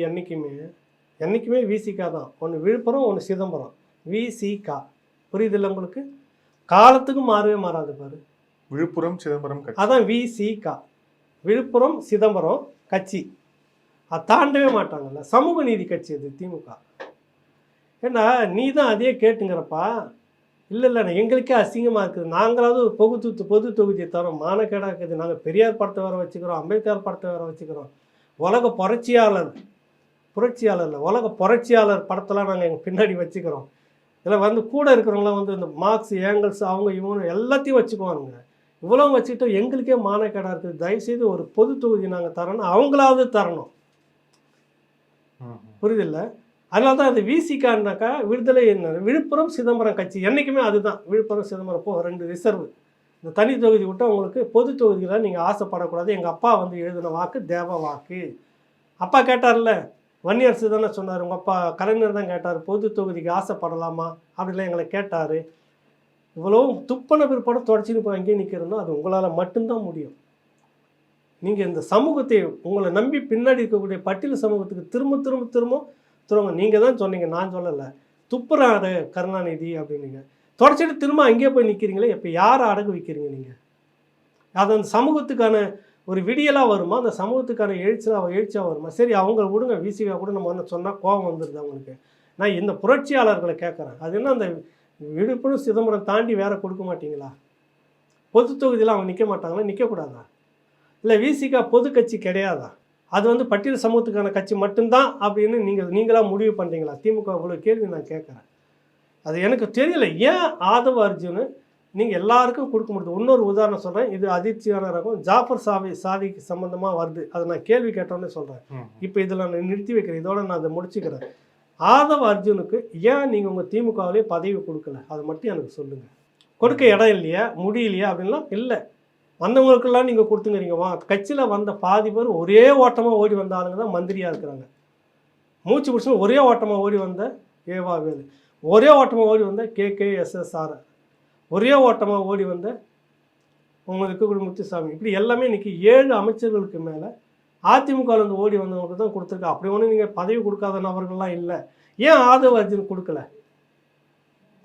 விசிகா பக்கம் ஏன் விழுப்புரம் சிதம்பரம் தொகுதி கட்சி பக்கம் ஏன் விரட்டி விட்டீங்க? என்னன்னா அதை வந்து நீ கையகப்படுத்த போகிற நாளைக்கு, அதுதான் விஷயம், நோக்கம், திட்டம் அதுதான். கட்சி அது நடக்கும், ஒரு நாளைக்கு நடக்கும். இப்போ அடுத்ததா ஜாஃபர் சாதிக் விவகாரம். ஜாஃபர் சாதிக் வந்து இப்போது நம்ம பேசிட்டு கூடிய நேரத்தில் இன்றைக்கி வந்து NCB வந்து அவரை வந்து சென்னைக்கு அழைத்து வந்து இங்கே வந்து விசாரணை வந்து தொடங்க இருக்கிறாங்க. ஸோ இப்போ ஏற்கனவே அவர் வந்து அந்த நீதிமன்ற காவலில் இருக்கிறாரு, தொடர்ச்சியான விசாரணை போய்கொண்டிருக்கு. நடுநூறில் இந்த டெல்லி NCBயும் ஆங்காங்கே இந்த ரைடு நடத்துகிறாங்க. இப்போ கூட இந்த ராகி மாவு குடோன்ல இருந்து அதை அவர் பயன்படுத்தியிருக்கிறார் அப்படின்ட்டு பிடிச்சாங்க. இந்த வழக்கோட தன்மை என்னமா இருக்கும்? இப்போ இதுக்கு அடுத்தபடியாக இந்த வழக்கு எப்படி நகரும்? அதுக்கு முன்பாக ஒன்று சொல்கிறேன். இப்போ ஜாஃபர் சாதிக் பிடிச்சிட்டு வந்தாங்கல்ல, 2 காரை வந்து பறிமுதல் பண்ணியிருக்கிறாங்க. இனோவா கார் ஒன்று, டொயோட்டா பர்ச்சுனர் கார் ஒன்று பறிமுதல் பண்ணி இப்போ டெல்லிக்கு கொண்டுட்டு போகிறாங்க. அவர் கடத்தலுக்கு பயன்படுத்தின கார் அப்படின்ற பேரில். கேழ்வரகு மாவோட சேர்ந்து போதைப் பொருள் அனுப்பின அந்த விஷயங்கள் மட்டும், இது மட்டும் இல்லாமல் நிறைய இந்த பார்சல் சர்வீஸ் இருக்குல்ல, கொரியர், அந்த மாதிரியாக நிறைய வெளிநாட்டுக்கு அனுப்புறதுக்கு அதுவும் துணையாக இருந்திருக்குது. அது யாருதுன்னு பார்த்தீங்கன்னா 2 திமுக பின்னணி கொண்ட நபர்கள் நடத்தக்கூடிய கொரியர். அது சமீபத்தில் ரெய்டுக்கு உண்டானுச்சு. சென்னைக்குள்ளே நடக்கிற ரெய்டு அப்போ தான் ஒரு பத்திரிக்கையாளரை வீடியோ கேமரா செய்தியாளரை அடிச்சத விஷயம்லாம் வந்தது. இந்த நெட்வொர்க்லாம் பார்த்தீங்கன்னா இது பெரிய ஒரு மோசமாக போயிட்டுருக்குது. ஸ்டாலின் கைமீறி சில விஷயங்கள் உள்ளுக்குள்ளே நடந்துருச்சோ அப்படின்ற கேள்வி உண்மையிலே அதிர்ச்சிகரமாக இருக்குது. இந்த விஷயத்தில் அவருக்காக நம்ம கொஞ்சம் பரிதாபப்பட வேண்டியதாக இருக்குது. அவருடைய கட்டுப்பாட்டில் இல்லை, அவருக்கும் தெரியாமல் நிறைய உள்ள ஆக்டோபஸ் மாதிரி போதைப்பொருள் கரம் உள்ளே வந்து சேர்ந்து பிடிச்சிருக்குதோன்ற கேள்வி இருக்குது. நெட்வொர்க் முழுக்க அதுக்குள்ளே அவரை மட்டும்தான் நீங்கள் கட்சி விட்டு நீக்கியிருக்கீங்க. இன்னும் நிறைய விஷயங்கள் உள்ளுக்குள்ளார பார்த்தீங்கன்னா அதை சேர்ந்து தான் உள்ளே வந்து திமுகன்னு சேர்ந்து தான் ஆட்கள் உள்ளே இருக்கிறாங்க. திட்டமிட்டு உள்ளே வந்தார்களா? அவர்களுக்கு யார் உள்ளே இடம் கொடுத்தாங்க? அவங்களுக்கு பணம் வாங்கிக்கிட்டு பதவியை கொடுக்க நிர்பந்தம் செய்தது யார்? ஸ்டாலின் கிட்ட. உதயநிதி கிட்ட நிர்பந்தம் செய்தது யார்? உதயநிதி ஏன் அங்கே போய் அவங்கள்ட்ட மட்டும் கொரியரை திறந்து வைக்கணும்? திமுகவில் நிறைய பேர் வந்து நிறைய தொழில் செய்கிறான், அங்கெல்லாம் போகாத அவர் ஏன் அங்கே மட்டும் போய் திறந்து வைக்கணும்? பல கேள்விகளுக்கு எப்படி திடீர்னு ஒருத்தர் உள்ள எம்பியாக வராங்க? எம்பியாக வரவங்க எப்படி அந்த தொழில் செய்கிறாங்க? அந்த தொழில் செய்கிறதால தான் எம்பியாக வந்தாங்களா? அப்போ அங்கே என்ன கொடுத்துருப்பாங்க? பல கேள்விகள் வருதில்ல. இது எல்லாத்துக்குமான விசாரணை ஜாஃபர் சாதிக்கு வந்து கக்கிட்டான் எல்லாத்தையும் அப்படின்னு தான் சொல்கிறாங்க. நிறைய விஷயங்களும் வந்து சொல்லிட்டான். இது நீங்கள் இங்கே பிடிச்சி வழக்கம் போல் அவங்க பொய் கேஸ்லாம் அதில் போட முடியாது, அரசியலுக்கான கேஸ்லாம் அதில் சொல்லவே முடியாது. இது வந்து சர்வதேச தொடர்புகளோட ஒரு 7 நாடுகளோட சேர்ந்து 5 நாடுகள் நினைக்கிறேன் சேர்ந்து தான் NIAவும் NCBயும் ஒரு கோஆர்டினேட் பண்ணி செய்கிறாங்க. இதில் வந்து நீங்கள் நினைச்ச மாதிரிலாம் பொய் கேஸ் போட முடியாது. போகிறதா இருந்தால் நீங்கள் சர்வதேச நீதிமன்றத்திலே கொண்டு போய் நிறுத்தி உங்களை உண்டு இல்லைன்னு பண்ணலாம். இது அப்படிலாம் இல்லை. எல்லாத்துக்கும் ஒரு எவிடன்ஸு, எல்லாத்துக்குமான ஆதாரங்கள் வச்சுக்கிட்டு தான் உள்ளே நுழைவாங்க. அந்த வகையில் வந்து இப்போ சிக்கப்பட்டிருக்குது. எனக்கு தெரிஞ்சு என்னென்னா, அந்த கடத்தல்களை திமுக தப்பு அப்படின்னு நான் சொல்ல வரல. இந்த கடத்தல் தொழில் செய்கிறவங்களாம் ஏன் திமுகவில் போயிருக்கிறான்னு தான் கேள்வி இருக்குது எனக்கு. இப்போ அப்படியே வாங்க, இன்னொரு புதுசாக ஒரு அதிர்ச்சிகரமான ஒரு செய்தி சமீபத்தில் என்கிட்ட பேசின ஒரு நபர் சொன்ன செய்தி, பேட்டியும் கொடுக்க போகிறதா சொல்லியிருக்கிறாரு. கோவை பாபுன்னு ஒருத்தர் இருக்கிறார். அவருடைய தொழில் எலக்ட்ரானிக் தொழில் இதை வச்சுட்டு நட்டம் அடைந்தவர் அப்படின்னு முடிஞ்ச நபர். குறுகிய காலத்துக்குள்ளே அவருக்கு பணம்லாம் வருது. ஒரே வருஷத்துக்குள்ளே திமுகவில் கவுன்சிலர் ஆகிறார். அதுவும் அவர் கவுன்சிலர் ஆகிறதுக்கு அப்போ அந்த காலகட்டத்தில் சட்டமன்ற உறுப்பினராக பதிவு செய்கிறார். எனக்கு அந்த சீட்டு தான் எம்எல்ஏ சீட்டு வேணும்னு கேட்குறாரு. இல்லை இப்போதைக்கு எடுத்தோடனே கிடையாது, இதை வச்சுக்கோ அப்படின்னு செந்தில் பாலாஜி மூலமாக இதெல்லாம் நடக்குது. இப்போ அந்த கோவை பாபு யார் அப்படின்னு பார்த்தீங்கன்னா, புகையிலையும் இன்னும் மற்ற பான்பராக்கு வந்து பெங்களூரில் தொழில் நிறுவனமாக வச்சுக்கிட்டு இருக்கிறாரு. தமிழ்நாட்டுக்குள்ளே கடத்தல், கோயம்புத்தூரில் கடத்தல் கேஸ் அவர் பேரில் இருக்குது. லாட்ரி சீட்டினுடைய நெட்வொர்க்கு அவர்கிட்ட இருக்குது. போலி லாட்ரி சீட்டை அடித்து பிடிபட்டதாக வழக்கு 40 நாள் கேரளா சிறையில் இருந்திருக்கிறார். அதுவும் இல்லாமல் லாட்ரி மார்டின் அவங்களுடைய மனைவியோடு சேர்ந்து பெரிய அளவில் ரியல் எஸ்டேட் தொடங்கிறதுக்கு அவங்களே வந்து தொடங்கி வைக்கிறாங்க, நடந்துட்டு இருக்குது. இங்கே ஜாஃபர் சாதிக்கு வந்து 2 காஃபி கஃபேவா, அது பேர் என்ன, லா காஃபி வச்சுட்டு இருந்தார்ல, அதை போலவே 2 அவர் அங்கே தொடங்கி இருக்கிறாரு. இவரை போலவே ரியல் எஸ்டேட்டில் பணத்தை முதலீடு பண்ணது அவரும் போட்டிருக்கிறாரு. இவரை போலவே கிட்டத்தட்ட அது இருக்குது. பேர் போதை மருந்துன்னு வரல. பணம் எப்படி அவங்ககிட்ட 10,000 கோடி வந்தது, எங்கேருந்து வந்திருக்கும், அந்த கேள்விகள்லாம் இல்லை. ஆனால் அந்த நபர் யார் மூலமாக வந்தார்? உதயநிதி இப்போ சந்திச்சிருக்கிறாரு, ஆராசாவை சந்திச்சிருக்கிறாரு, சுபவீரபாண்டியன் அவர்களை சந்திச்சிருக்கிறாரு, ராஜீவ்காந்தி அவர்களை சந்திச்சிருக்கிறாரு. இவர்கள் மூலமாக தான் அந்த குடும்பத்துக்கு ஸ்டாலின்ட்டு கொண்டு எடுத்துறதுக்கு இவங்க மூலமாக தான் போயிருக்காங்க. ராஜீவ்காந்தி மூலமாக, ஆராசா மூலமாக அப்படின்னு. பெரியவர் சுபவீரபாண்டியன் தப்பாக சொல்ல வேண்டியதில்லை. அவர் இலக்கிய ஒரு ஆளுமைன்றதால வேண்டி அவரை வந்து பார்க்குறவங்க ஒரு மரியாதை நிமித்தமாக சந்திப்பாங்க, அது இருக்கட்டும். மற்றவர்கள் அப்போ இந்த நெட்வொர்க் எப்படி வருது? இப்போ கிட்டத்தட்ட இதே தான் இங்கே வந்திருக்குது. இந்த பக்கம் இனிமேல் தான் விசாரணை தொடங்குவாங்கன்னு நினைக்கிறேன். எப்படி உள்ளே வரான், எப்படி போஸ்டிங் வாங்குறான், இவருக்கு இந்த போஸ்டிங் கொடுத்த உடனே எப்படி பட்டுன்னு வந்து இங்கெல்லாம் கொடுக்க முடியுது. ஆதவ அர்ஜுனை மட்டும் ஏன் விசிகாவுக்கு தள்ள முடியுது? இப்போ கூட்டி கணக்கு கழிச்சு பாருங்கள், ஏதோ சம்திங் ராங் விசிகாவுக்கு அப்படின்னு இருக்குதா இல்லையா? இதை தான் கேட்க வரேன் நான். எப்படி இந்த மாதிரியான கும்பல் உங்கள் கட்சிக்குள்ளே வராங்க, போஸ்டிங் வாங்குறாங்க பெருசாக ஓஹோன்னு? இல்லை, விசிகா மேலே இதே குற்றச்சாட்டுகள். ஏன்னா விசிகா இப்போ ஜாஃபர் சாதிக்கோட தம்பி வந்து விசிகாலேருந்து அவர் அதுக்கப்புறம் தான் நீக்கப்பட்டார். ஆமாம், அதே குற்றச்சாட்டு இவங்க மேலே எல்லாம். அந்த நெட்வொர்க் எல்லாமே அப்படி தான் இருக்கிறாங்க. இப்போ விசிகாவை அதை எதிர்கொள்ளத்தான் வேணும். இல்லை, இவங்க பிஸ்னஸ் செஞ்சுட்டு தங்களுக்கு ஒரு பாதுகாப்பா திமுக அதுதான் சொல்ல வரேன். அங்கே இருந்து குறிப்பாக ஆளுங்கட்சி எதுவாக இருக்குதோ அதுக்குள்ளே நுழையிறாங்க. அதெல்லாம் அதிகமாக ஆளுங்கட்சிக்குள்ளே நுழையிறது. கட்சி தலைமை இதில் வந்து ரொம்ப எச்சரிக்கையாக இருக்கணும். யாரே ஒருத்தன் வந்து கட்சிக்கு இஷ்டத்துக்கு செலவு பண்ணுறான், இஷ்டத்துக்கு நிதியை கொடுக்குறான்றதுக்காக அவனை தூக்கி மடியில் வச்சுக்கிட்டா இதான் உங்களுக்கு பின் விளைவாக வரும் அப்படின்னு ஒரே ஒரு உதாரணம் ஜாஃபர் சாதிக். இப்போ நிறைய 2 எம்பிங்க பேர் அடிப்படுது, புரியுதில்ல? எப்படி அடிப்படுது என்னன்னெலாம் தெரியல.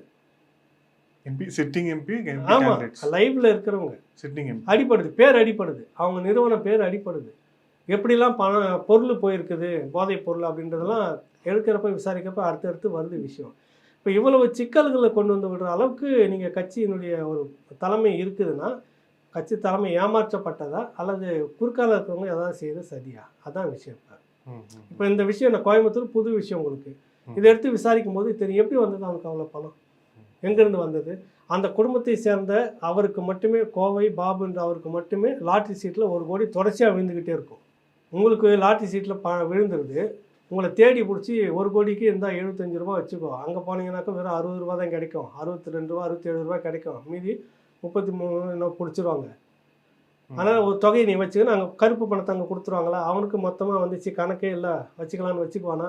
அந்த சீட்டை வாங்கி போட்டு இவர் நேராக தனக்கு வேண்ட மாதிரி வாங்குறப்ப ஒயிட்டாக பணம் வந்துடுது இல்லை, டேக்ஸ் போக பிடிச்சிருக்காங்க. இதுக்கு ஒரு கேஸ் கேரளாவில் நடந்துக்கிட்டு இருக்கு. உனக்கு மட்டுமே எப்படியா திரும்ப வந்து விழுது கேரளாவில், நீயே வந்து நிற்கிற, கேஸ் போட்டு அது பனிஷ்மெண்ட். இப்போ வந்து தீர்ப்பே ஒரு பதிலுக்கு ஒரு கேஸ் போடுறாரு, இல்லை எனக்கு முறையாக தான் வந்ததுக்கு முறையாக தான் கொடுக்கணும்னு. கடைசியாக தீர்ப்பு வந்து இது வந்து 420 சீட்டிங் நடந்திருக்கு இதில் அப்படின்னு முடிச்சு தீர்ப்பு கொடுத்துருக்குறாங்க. சிக்கிம் லாட்டில் இவங்க மனைவிக்கு வேற 1 கோடி. அது ஒரு குடும்பத்துக்குள்ள மட்டும் 4-5 மரம் 1 கோடி 1 கோடின்னு வருது எப்படி? எல்லாம் வருதுல சீட்டிங். இந்த மாதிரியான ஒரு நபர் எப்படி கட்சிக்குள்ளே வந்தோடனே டக்குன்னு இப்போ எம்பி சீட்டுக்கு ட்ரை பண்ணிட்டு இருக்கிறதா தகவல். ஒருவேளை கொடுத்து தலைமை தெரியாமல் கொடுத்து விசாரிக்காமல் கொடுத்துட்டு அவர் எம்பி ஆகிட்டார்னா நாளைக்கு எப்படி இருக்கும் தொழில்?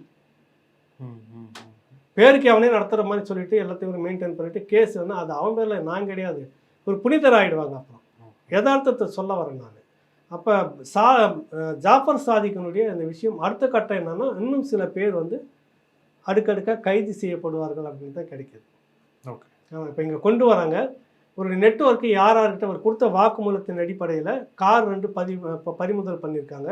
இன்னும் ஒரு நடத்துகிற அந்த ஹோட்டல் அந்த இதெல்லாம் இருக்குதுல்ல, அது இன்னும் ரியல் எஸ்டேட் நடத்துனது, இன்வெஸ்ட் பண்ணது, யார்கிட்ட பணம் பெருத்தொகையை வந்துட்டு சினிமா தயாரிப்புன்ற பேரில் கொடுத்தது எல்லாம் இன்னும் இங்கே விசாரிக்க போகிறாங்க. விசாரிச்சுட்டு பிறகு கைதிகள் சில கைது வந்து இருக்கும். எந்தெந்த விஐபி கைதுன்னு தெரியுது, தொடக்கத்துலேருந்தே நம்ம சொல்லிட்டு இருக்கிறோம். அதன் மூலமாக முக்கியமான கைதுகள் இன்னும் தேர்தல் இது வந்து தனி. இதுக்கு வந்து அரசியல் காழ்ப்புணர்ச்சி, எங்களை பழிவாங்க நினைக்கிறார்கள், அந்த வசனம்லாம் இங்கே ஒத்து வராது. இல்லை, ஏன்னா நீங்கள் சிட்டிங் எம்பி தொடர்புன்னு கூட சொல்கிற போது சிட்டிங் எம்பிலாம் கைது பண்ணாங்கன்னா அதுவும் தேர்தல் கைது பண்ணுறதுக்கு வராது. அவங்க பேர் வந்து வலுவாக சிக்கும். அவங்க தொடர்புடைய இதுலேருந்து சில விஷயம் நடந்திருக்குது. அவங்களுக்கு தெரிஞ்சு நடந்ததா தெரியாமல் நடந்ததா நம்ம தெரியாமல் சொல்லக்கூடாது. இல்லை இல்லை, இப்போ ஒரு இடி நடத்தின அந்த ஒரு ரைடு கூட சிட்டிங் எம்பியோடைய ஒரு தொடர்புடைய இடம் தான் நடந்துருக்குது. இப்போ நீங்கள் எம்பியாக இருக்கீங்க, நான் உங்க கூட இருந்து தொழில் செய்துட்டு இருக்கிறேன், உங்களுக்கு தெரியாமல் நான் செய்திருந்தேன் உங்கள் இடத்துல இருந்து. அதனால் அவர் நேரடியாக தொடர்பு அப்படின்னு நான் சொல்ல வரேன். ஆனால் ஒரு பெரிய நெருக்கடி வரப்போகிறதுன்னு மட்டும்தான் சொல்ல வரேன். சுற்றி இருக்கக்கூடிய சில விஐபிகள் விவிஐபிகளும் கைது பண்ணப்படலான்னு நான் சொல்ல வரேன். இது யார் வரைக்கும் போகும், எங்கே வரைக்கும் போகும்லாம் தெரியாது. ஆனால் வழக்கம் போல் நீங்கள் அந்த தேர்தல் வரைக்கும் வந்து இப்போ வேகமாக செய்வாங்களா என்னன்னு தெரியாது. தேர்தல் நடந்துட்டு இருக்கிற நேரத்தில் செய்யறதுக்கு கொஞ்சம் தொய்வாக தான் இருக்கும். தேர்தல் முடிஞ்ச உடனே நிறைய விஷயங்கள் நடக்கும்.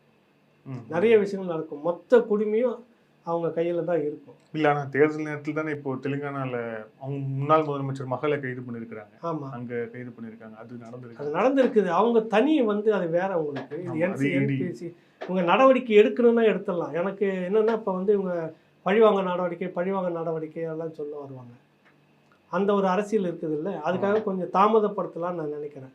செய்யணும்னா துணிஞ்சு செய்துடுவாங்க. ஒரு பெரிய விஷயம் இல்லை. அது இதெல்லாம் கடத்தல் விஷயம், போதைப் பொருள் கடத்தல், சர்வதேச தொடர்புடையது. நீங்கள் எதனா தொய்வாக பண்ணால் கூட இந்தியா நாளைக்கு சிக்கிடுவாங்க. மற்ற நாடுகள்லாம் சேர்ந்து கேள்வி கேட்பான். புரியுதுல உங்களுக்கு? பெரிய நெருக்கடிக்குள்ளாகும். இந்த விஷயத்தெல்லாம் உட்காந்துட்டு போனால் போதுன்னு விடுறது, இது பண்ணுறது, இல்லை மறைச்சிட்டு போகிறது, எதனா டைவெர்ட் பண்ணுறது அப்படின்லாம் வாய்ப்பு இருக்குமானா தெரியல. பெரிய சிக்கலுக்குள்ளே வரப்போகுதுன்றது மட்டும் தெரியுது இப்போதைக்கு. அதைத்தான் அதிமுக எடப்பாடி பழனிசாமி திரும்ப அதை சொல்லித்தான் அரசியல் பண்ணிட்டு இருக்கிறாரு. நாங்கள் இருக்கும்போது ஒரு பான்பராக்கு பெரிய கூட்டம், ஒரு பெரிய அளவுக்கு வந்து சட்டமன்றத்திலே அலற விட்டோம். இன்னைக்கு தெருவாக போதைப்பொருள் நடந்துகிட்டு இருக்கு. போதைப்பொருள் மிகுந்த மாநிலமாக, தொழில் மிகுந்த மாநிலம், வருவாய் மிகுந்த மாநிலம் அப்படின்லாம் கேள்விப்பட்டிருக்கிறோம். போதைப்பொருள் மிகுந்த மாநிலம் அப்படின்னு சொல்கிற அளவுக்கு வந்திருக்குன்னு இன்னைக்கு அவர் நக்கலடிக்க காரணம் இதுதான். நிர்வாகம் முழுக்க இது கொலாப்ஸ். நீங்கள் சும்மா பேசிக்கிட்டு வசனம் பேசிக்கிட்டு வந்தா இது வந்துடும் அது வந்துடும், ஒன்றும் வரல. எல்லா ஏழ்றையும் வந்திருக்குது. நம்ம இந்த கூட்டணி சம்பந்தமாக நிறைய பேசியிருக்கிறோம். இப்போது திமுக காங்கிரஸ் கூட்டணி சம்பந்தமாக செய்திகள் வந்திருக்கு. காங்கிரஸ் போட்டியிடும் தொகுதிகளை திமுக ஒதுக்கி இருக்கிறது. அதே திமுகவும் 21 தொகுதியில் போட்டியிட போகிறாங்க. அதுக்கான வேட்பாளர் பட்டியலும் வெளியாக இருக்குது. இதில் இருந்த அதே நடைமுறை தான் அப்படியே பின்பற்றப்பட்டிருக்கு. பெரிய சேஞ்சஸ் எதுவுமே இல்லை. இவ்வளவு ஸ்மூத்தாக இது போய் முடிஞ்சிருக்கு அப்படின்னா இது அடுத்த கட்டமாக எப்படி போகும்? ஒன்றும் இல்லை, அவங்க இப்போ இந்த கூட்டணியை கலைச்சிக்க விரும்பலை அப்படின்றது தான் திமுக தரப்பு வந்து செய்யுது. எல்லாருக்கூடையும் சமரசமாக பேசி, கொடுக்க வேண்டியதை கொடுத்து, பேச வேண்டியதை பேசி தக்க வச்சுக்கிட்டாங்க. ஓகேவா? இல்லை, ஆனால் அதில் ஒரு கேள்வி. இப்போ கரூரில் வந்து ஏற்கனவே கரூர் சிட்டிங் எம்பி ஜோதிமணிக்கும் அங்கே இருக்கக்கூடிய லோக்கல் இருக்கக்கூடிய திமுக காரங்களுக்கும் ஆகலைன்னு சொல்லுவாங்க. ஆனால் கரூர் தொகுதி இப்போ வந்து ஒதுக்கப்பட்டிருக்கிறது. அதே மாதிரி தான் சிவகங்கையும் அங்கேயும் லோக்கலில் கார்த்திக் சிதம்பரத்துக்கும் லோக்கல்லையும். ஸோ இந்த காம்பினேஷன்ஸ் எதுவுமே வந்து எடுத்துக்காம சீட்டு ஒதுக்குனது இல்லை. இப்போ மாற்றினாக்கா காங்கிரஸ் வந்து சிக்கலுக்கு உண்டாகும். காங்கிரஸ் நாங்கள் தனித்து போட்டி இந்த நேரத்துக்கு சொன்னோம்னா திமுக பெரிய பலம் இழந்ததாக போயிடும் தேசிய அளவில். கரெக்டாக? அதனால விட்டு கொடுத்துருன்னு கொடுத்துட்டாங்க. இப்போ என்ன பிரச்சனைனா, அந்தந்த பகுதி திமுக அவங்களுக்கு ஒன்றா சேர்ந்து வேலை செய்ய போகிறாங்களான்றதான் பார்க்கணும். இப்போ விழுப்புரத்தில் எடுத்துக்கிட்டிங்கனாக்கா திரும்ப விசிகாவுக்கு கொடுத்தீங்கன்னாக்கா நாங்களாம் எப்படி வேலை செய்யுதுன்னு அறிவாலயத்துக்கு மொத்தமாக வந்து மனு கொடுத்தாங்கல்ல, ஞாபகம் இருக்கா? இருக்குல்ல. அப்புறம் அவங்க எல்லாம் சேர்ந்து அதை மீறி நீங்கள் அங்கேயே கொடுத்துருக்கீங்கன்றப்ப அவங்க வந்து வேற ஒரு தொகுதி கொடு, நாங்கள் அப்புறம் திமுக வளர்க்கணுமா இல்லையா? நாங்கள் எங்கள் கட்சியை வளர்த்துக்கிட்டு நாங்கள் போராடி நாங்கள் ஜெயிலுக்கு போயிட்டு இன்னொருத்தர் வந்து எம்பி ஆகிறதுக்கு நாங்கள் உட்காந்துக்கிறோம் அப்படின்ற கேள்வி கேட்குறாங்க. ஒரு முறை கொடுத்தீங்க நட்புக்கு, 2ஆவது முறை ஓகே, திரும்ப நீங்கள் அதே கொடுத்தீங்கன்னா அப்போ திமுகவில் பட்டியல் சமூகத்துலாம் இல்லையா? அப்புறம் நாங்கள் என்னத்த கட்சியை வளர்க்கணும் அவன் கேள்வி கேட்குறான். இதே தான் ஈரோட்டுக்கும், இதே தான் சிவகங்கைக்கும். அதனுடைய பலன் தேர்தல் முடிவில் தான் தெரியும், இப்போ தெரியாது. நீங்கள் நேரடியாக போங்க. நான் இப்போ விசாரிச்சுட்டு வரப்போ தான், விசாரிச்சுட்டு வந்து தான் நான் பேசுகிறேன். நான் இப்போ எதுவும் சொல்லக்கூடாது, சுருக்கமாக மட்டும் சொல்லிடுறேன். களத்தில் மக்கள்கிட்ட என்னன்னு பதில் கேளுங்க. கூட்டணி கட்சிகளுக்குள்ளே உங்களுக்குள்ளே ஒன்றா தான் இருக்கிறீங்களான்றதை நீங்கள் கேளுங்க. இந்த முறை கடந்த முறை வெற்றி பெற்றவர்கள் போல் இந்த முறை வெற்றி அவங்களுக்கு கை கொடுமான்றதையும் பாருங்கள். உங்களுக்கு வரக்கூடாது, இவங்க இருக்கக்கூடாதுலாம் நம்ம நினைக்கல, மக்கள் நினச்சிட்டாங்கன்னு சொல்ல வரேன். அதே மாதிரி மதிமுகவுக்கு திருச்சி தொகுதி ஒதுக்கப்பட்டிருக்கிறது. இல்லை, ஒரு காலத்தில் வாரிசு அரசியலை எதிர்த்து கட்சி தொடங்கியவர், அதுக்காக அவங்க கட்சியிலேருந்து நிறைய பேர் வந்து தீ குளிச்சு தற்கொலையெல்லாம் செய்து கொண்டாங்க. ஆனால் இப்போ வந்து அந்த கட்சியில் ஒதுக்கப்பட்ட அந்த ஒரு சீட்டும் அவருடைய மகன் துரை வையாபுரிக்கு தான் தரப்படுது அப்படிங்கிறது. இது எவ்வளோ இந்த முரண்பாடு? இது குறிப்பாக திருச்சி போன்ற தொகுதியில் அவருக்கான வெற்றி வாய்ப்புங்கிறது இருக்குமா? உதயசூரியன்லேயே நின்னாலும் கூட. அதுக்கு நான் அடுத்தது சொல்ல வரேன். தேர்தலுக்கு பிறகு பாருங்க வேடிக்கைன்ற ஏதோ சஸ்பென்ஸ். இல்லை அங்கே யாருக்கான ஒரு இடம் நீங்கள் பார்க்கணும். திருச்சின்னா மலைக்கோட்டை யாரை சொல்லுவாங்க? நேரு. என்னையா அந்த மலையாவது விட்டு வச்சுக்கிறியா இல்லையான்னு கடந்த முறை கருணாநிதி அவர்கள் நேருக்கிட்ட கேட்டதா ஊடகங்களில் வந்தது. கரெக்டாக அந்த மலையாவது விட்டு வச்சுக்கிறியா? ஏன்னா திருச்சி மொத்தமும் எடுத்துக்கிட்டாரு, அவர் வாங்கிட்டாரு அவருதுன்ற மாதிரி தான் பேர் அப்போ. கரெக்டுங்களா? அந்த அளவுக்கு செல்வாக்காக இருக்கக்கூடிய ஒரு இடத்துல போய் அவர் விரும்பாத, அவர் ஏற்காத, அவருக்கு வாய்ப்பே இல்லாத ஒருத்தரை நீங்கள் கொண்டு போய் உள்ளே சொருகிறீங்கன்னா என்ன லாபி அங்கே இருக்குது? சரி, அதை மீறி வந்து எப்படி அங்கே வெற்றி பெறுவார்ன்றதுக்கு ஒரு காரணம் இருக்குதா இல்லையா? நிறைய குழப்பம் இருக்குது. நீங்கள் பாருங்கள், இதில் மேலோட்டமாக சிலதெல்லாம் தெரியும். ஒன்று அடுத்தது இல்லை, அதுதான் அவருடைய நேரு மகன் நிற்க போகிறாரு, அவருக்கு தான் பெரம்பலூர் கொடுக்க போகிறாங்க, கொடுத்துட்டாங்க. அது இல்லாமல் அங்கே இருக்கிறவங்களுக்குலாம் ஒரு அதிருப்தி இருக்குல்ல, உடன்பிறப்புகளுக்கு. அதுக்கு என்ன பதில் சொல்ல போகிறீங்க? ஏன்னா போன இந்த கொஞ்சம் நெஞ்சமாக நம்மளை கழுவி ஊற்றினாரு. சொல்லுங்க. கருணாநிதியை திட்ட வேண்டும் என்றால் என்னது, எப்படிலாம் ஒருத்தர் திட்டலாம் அப்படின்றதுக்கு வைகோவை பார்த்து தான் எல்லாமே கற்றுக்கிட்டாங்க. தெரியுமா உங்களுக்கு? கமலாவது வந்துட்டு ஒரு வார்த்தை சொன்னார், கருணாநிதியை அதிகமாக திட்டணுன்னா ஒன்றும் பெருசாக பேசணும்னா, ஸ்டாலின்னு ஒரு வார்த்தை சொன்னீங்கன்னா மொத்தமும் அவரை திட்டின மாதிரி ஆகிடும். சொன்னாரா இல்லையா கமலஹாசன்? நாகரிகமாக 2 வார்த்தையோட விட்டு ஒரே வார்த்தை நச்சுன்னு, கருணாநிதியை எதனா திட்டணும், எதையாவது சொல்லி திட்டணுன்னா முக ஸ்டாலின் சொல்லிடுங்க, சரியாக போச்சு. அதே திட்டுனதுக்கு சமந்தான்ட்டார் கமல். ஆனால் வைகோ பேசின வசனங்கள்லாம் இருக்குது இல்லை, என்னென்னலாம் பேசினார் பாரு. வாரிசு அரசியல் இன்னும் எவ்வளோ கேவலமாக எடுத்து வைகோ. ஸ்டாலினுக்கு என்ன தெரியும்லாம் பேசுனீங்க, ஞாபகம் இருக்குதா? கொலகார பாவி கூட்டம், அது கொலகாரன்னு பேசுனீங்க. வைகோவை அந்த நேரத்தில் சொன்னால் உண்மையிலேயே அவர் வந்து அவரை மன்னிக்கணும்னா அந்த 5 பேர் அவர்களுக்காக தீ குளித்து இறந்தார்கள் இல்லை, அந்த 5 பேருடைய ஆவி அவரை மன்னிக்குமா மன்னிக்காதா? இதுதான் நான் அவருக்கு வைக்கிறேன். மிக பெரும் துரோகத்தை செய்துட்டு இந்த கேவலமான அரசியலுக்குள்ளே போயிட்டு இருக்கிறார். ஒரு அல்ப பதவி, உயிர் உனக்கு துச்சமாக போச்சு, உனக்காக உயிர் கொடுத்தவன், உனக்காக தியாகம் பண்ணவன், இனி என்ன சொல்லி இந்த சபதத்தை எடுத்துகிட்டு வெளியில் வந்தேன்? காங்கிரஸில் திமுக வந்து இப்படி ஒரு துரோகம் செய்து எனக்கு இதை வேரோட நான் வீழ்த்துன்னு சொல்லிட்டு தான் மதிமுக ஆரம்பித்தேன். கடைசியாக எங்கே வந்து காலடியில் விழுந்துட்டு உட்காந்து, இந்த கட்சி தேவை, நீ கலைச்சிட்டு நீ பேசாமல் உட்காந்துட்டு இருக்கலாம். எதுக்கு இந்த ஒரு சீட்டுக்கு அந்த 5 பேருடைய உயிர், அந்த ஆவியை நீ கேவலப்படுத்திக்கிட்டு உட்காந்துட்டு இருக்கிறீங்க? வைகோ வருதா இல்லையா அந்த கேள்வி? என்ன நீங்கள் அரசியல், உங்களுக்கு கொள்கை இல்லை, கோட்பாடு இல்லை, ஒன்றும் இல்லை, ஏதாவது ஒன்று எடுத்து எம்பி சீட் எடுத்து மேலே கொண்டு போய், இதுதான் உங்களுடைய குறைந்தபட்சம் கொள்கை கோட்பாடு தான். அதுக்கு ஏன் அந்த 5 பேர் பலியாகணும்? அதுக்கு ஏன் இவ்வளவு நீண்ட வசனங்கள்? அதுக்கு ஏன் இவ்வளோ கிரேக்க வரலாறுலாம் எங்கள் தலையில் போட்டு இடிக்கணும்? ஸ்பார்ட்டா வீரர்கள் எல்லாம் சொன்னேன், எந்த வீரர்கள் தான் ஸ்பார்ட்டா வீரர்கள் மண்ணை கவிக்கிட்டு ஒரு சீட்டுக்காக முட்டி போட்டு உட்காந்துக்கிறது தான் ஸ்பார்ட்டா வீரரா? சொல்லுங்கள். ஸ்பார்ட்டகஸ் படித்தவங்களுக்கு தெரியும், உங்களுக்கு வாசிச்சிருக்கீங்களா அதனுடைய ஹிஸ்ட்ரி? சொல்லு. இவ்வளவும் பேசி பேசி பேசி இத்தனை லட்சம் பேரை நீங்கள் வந்து பண்ணி கடைசியாக வந்து முட்டி போட்டு துண்டை தொடச்சிக்கிட்டு ஒத்த சீட்டுக்கு நிற்கிற 5 பேர் உயிரை நீங்கள் கொடுத்த தியாகத்தை கேவலப்படுத்திட்டு இருக்கீங்க. ஸ்பார்ட்டா வீரராது? சொல்லுங்கள். ஸ்பார்ட்டகஸா வைகோ? எப்படிப்பட்ட மனிதன் நீங்கள் இவ்வளோ இவ்வளோ கீழே இறங்கி போயிருக்கு. இது ஒரு அரசியல், இதுக்கு ஒரு சீட்டு, இதுக்கு ஒரு கூட்டணி, இதுக்கு ஒரு கட்சி, இதுக்கு ஒரு மானங்கட்ட வேலை இல்லை. நீ 5 பேர் உன் பெத்த புள்ளியாக இருந்த அந்த 5 பேருடைய உயிருக்கு நீ பதில் சொல்லியிருக்கணுமா இல்லையா வைகோ? சொல்லு. நீ கட்சி மாறி கூட்டணி எக்கன்னா போய்க்குங்க, 5 பேர் உயிருக்கு பதில் என்ன சொல்லு. உன்னுடைய புள்ளன்னு சொல்லி தான் நீ வசனம் பேசிட்டு இந்த தொடக்கத்தில் எடுங்க. அன்றைக்கி அந்த தொடக்க காலம் அந்த 96 அந்த தொடர்ச்சியாக அடுத்தடுத்து தீ குளிச்சு இறந்துக்கிட்டு இருக்கப்போ நீ பேசின வசனம்லாம் உதிரம், உன்னுடைய ரத்தம், உன்னுடைய உடன்பிறப்பு, உன்னுடைய குடும்பம், உன்னுடைய தம்பி அத்தனையும் சொன்னல அந்த 5 பேருக்கும். சாம்பல்ல சத்தியம் செஞ்சாரு அப்படின்னு சொல்லுவாங்க. சாம்பல சத்தியமா அது சொன்ன வெக்கக்கேடு. அப்படிலாம் பேசி உணர்ச்சி பொங்க கதற விட்டு கண்ணீரோட விட்டு அத்தனை பேர் இது பண்ணி நெருப்பு மாதிரி பொங்கி போய் லட்சக்கணக்கான இளைஞர்லாம் பின்னாடி திறந்து இப்படி ஒரு துரோகம் செஞ்ச திமுக இருக்கணும்ன்ற வெறி வாங்கட போச்சு. அந்த கடைசியாக எங்கே போய் நிற்கிற நீ சொல்லு. இவ்வளோ பேசிட்டு உன் குடும்பத்தில் நடந்து உன் குடும்பத்தை ஒருத்தன் மேலே நீ சபதம் எடுத்துருந்து அந்த மாதிரி விட்டு வேலை பேசியிருப்பியா ஒரு சீட்டுக்கு? சரி, வாரிசு அரசியல் ஏற்று தானே வந்தேன். கருணாநிதி வைகோ கருணாநிதி தன்னுடைய மகனை வாரிசாக கொண்டு வர வேண்டும் என்பதற்காக இந்த வைகோவை தூக்கி வெளியே போட்டார். பேசின வசனம் உண்டா இல்லையா சொல்லு. எவ்வளோ மானக்கடை பேசுனீங்க கருணாநிதி. இந்த வாரிசு அரசியலை வச்சு தானே பேசுனீங்க. இன்றைக்கி அதே வாரிசுக்கிட்ட உன் வாரிசுக்கு போய் முட்டி போட்டு நிற்கிறீ. அது கேவலம் இல்லை? போட்டுட்ட என்ன உனக்கு ஈழ மக்களுடைய கண்ணீரும் ரத்தமும் ஏதாவது ஒன்று மனசாட்சிப்படி உனக்கு நெஞ்சில் இருந்ததா? தூக்கம் வருதா உனக்கு? 2009க்கு பிறகு நீங்கள் என்னென்னலாம் வசனம் பேசுனீங்க ஈழ மக்களுடைய இனப்படுகொலையை ஒட்டி? பெரும் துரோகி இந்த கருணாநிதினு பேசுனீங்களா இல்லையா? இன துரோகி கருணாநிதி பேசுனீங்களா இல்லையா? கடற்கரை தண்ணியில் முட்டியில் சாம்பல் கரைச்சிட்டு அந்த அம்மாவது சாம்பல் கரைச்சிட்டு சபதம் எடுத்தீங்களா இல்லையா? இனத்துரோகி கருணாநிதி ஒழிக்காமல் விட மாட்டோம் பேசுனீங்களா இல்லையா? திமுகவும் காங்கிரஸும் செய்து படுபாதக வேலையை செய்து விட்டது, இனத்துரோகத்தை செய்து விட்டது. இவ்வளவு நீ தானே பேசுனீங்க வைகோ.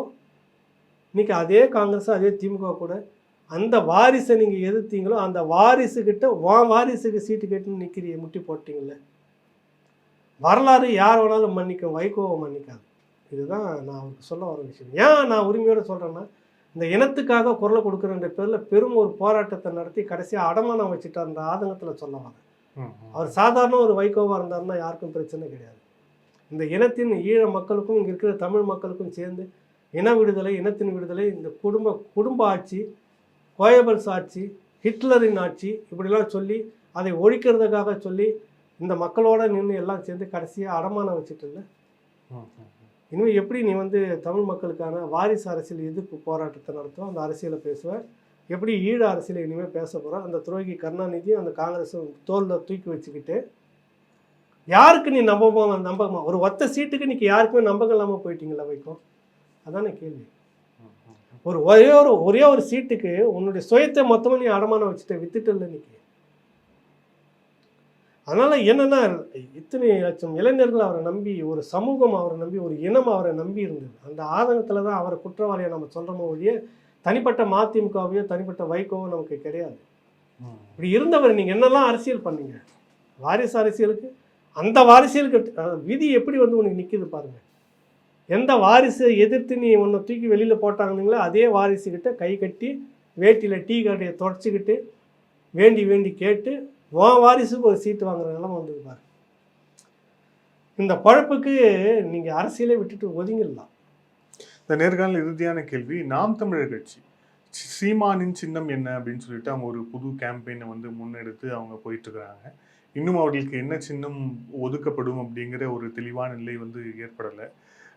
இது அவங்களுக்கு தேர்தலில் ஏன்னா இப்போ வந்த கருத்து கணிப்பு எல்லாத்துலேயுமே சீமானவர்களுக்கு ஒரு கணிசமான வாக்கு வங்கி, குறிப்பாக அவங்க 10% கூட கடக்கக்கூடும். இப்போ கிட்டத்தட்ட ஒரு 6-7 தொகுதிகளில் அவங்க 10% கடக்கக்கூடும் அப்படின்ட்டு கருத்து கணிப்பு முடிவுகள்லாம் வந்திருக்கு. அப்படிங்கிற போது இந்த சின்னம் சம்பந்தமான விஷயம் எப்படி முடியும்னு நினைக்கிறீங்க? தெரியல. அது சின்னம் இப்போ அநேகமாக புது சின்னத்தை எடுத்துகிட்டு போகிறதுக்கான வாய்ப்பு, அதை நோக்கி போகணும், சீக்கிரமாக வேலை செய்யணும் தான் அவங்க பேசிகிட்டு இருக்கிறாங்க. அது தீர்ப்பு என்ன வருதுன்னு பார்ப்போம். வேல் சின்னம் கேட்டிருக்காங்க. வேல் சின்னம் இல்லை, வேற சின்னம் கேட்கறதுக்கு தான். அங்கே இருக்கிறது தான் வச்சுக்க முடியும். நீங்களா ஒரு சின்னத்தை கேட்க முடியாது, நீங்களா ஒன்று கேட்க முடியாது. அதுவும் அது மத சம்மந்தப்பட்டதெல்லாம் கொடுக்க மாட்டேன்ட்டாங்க.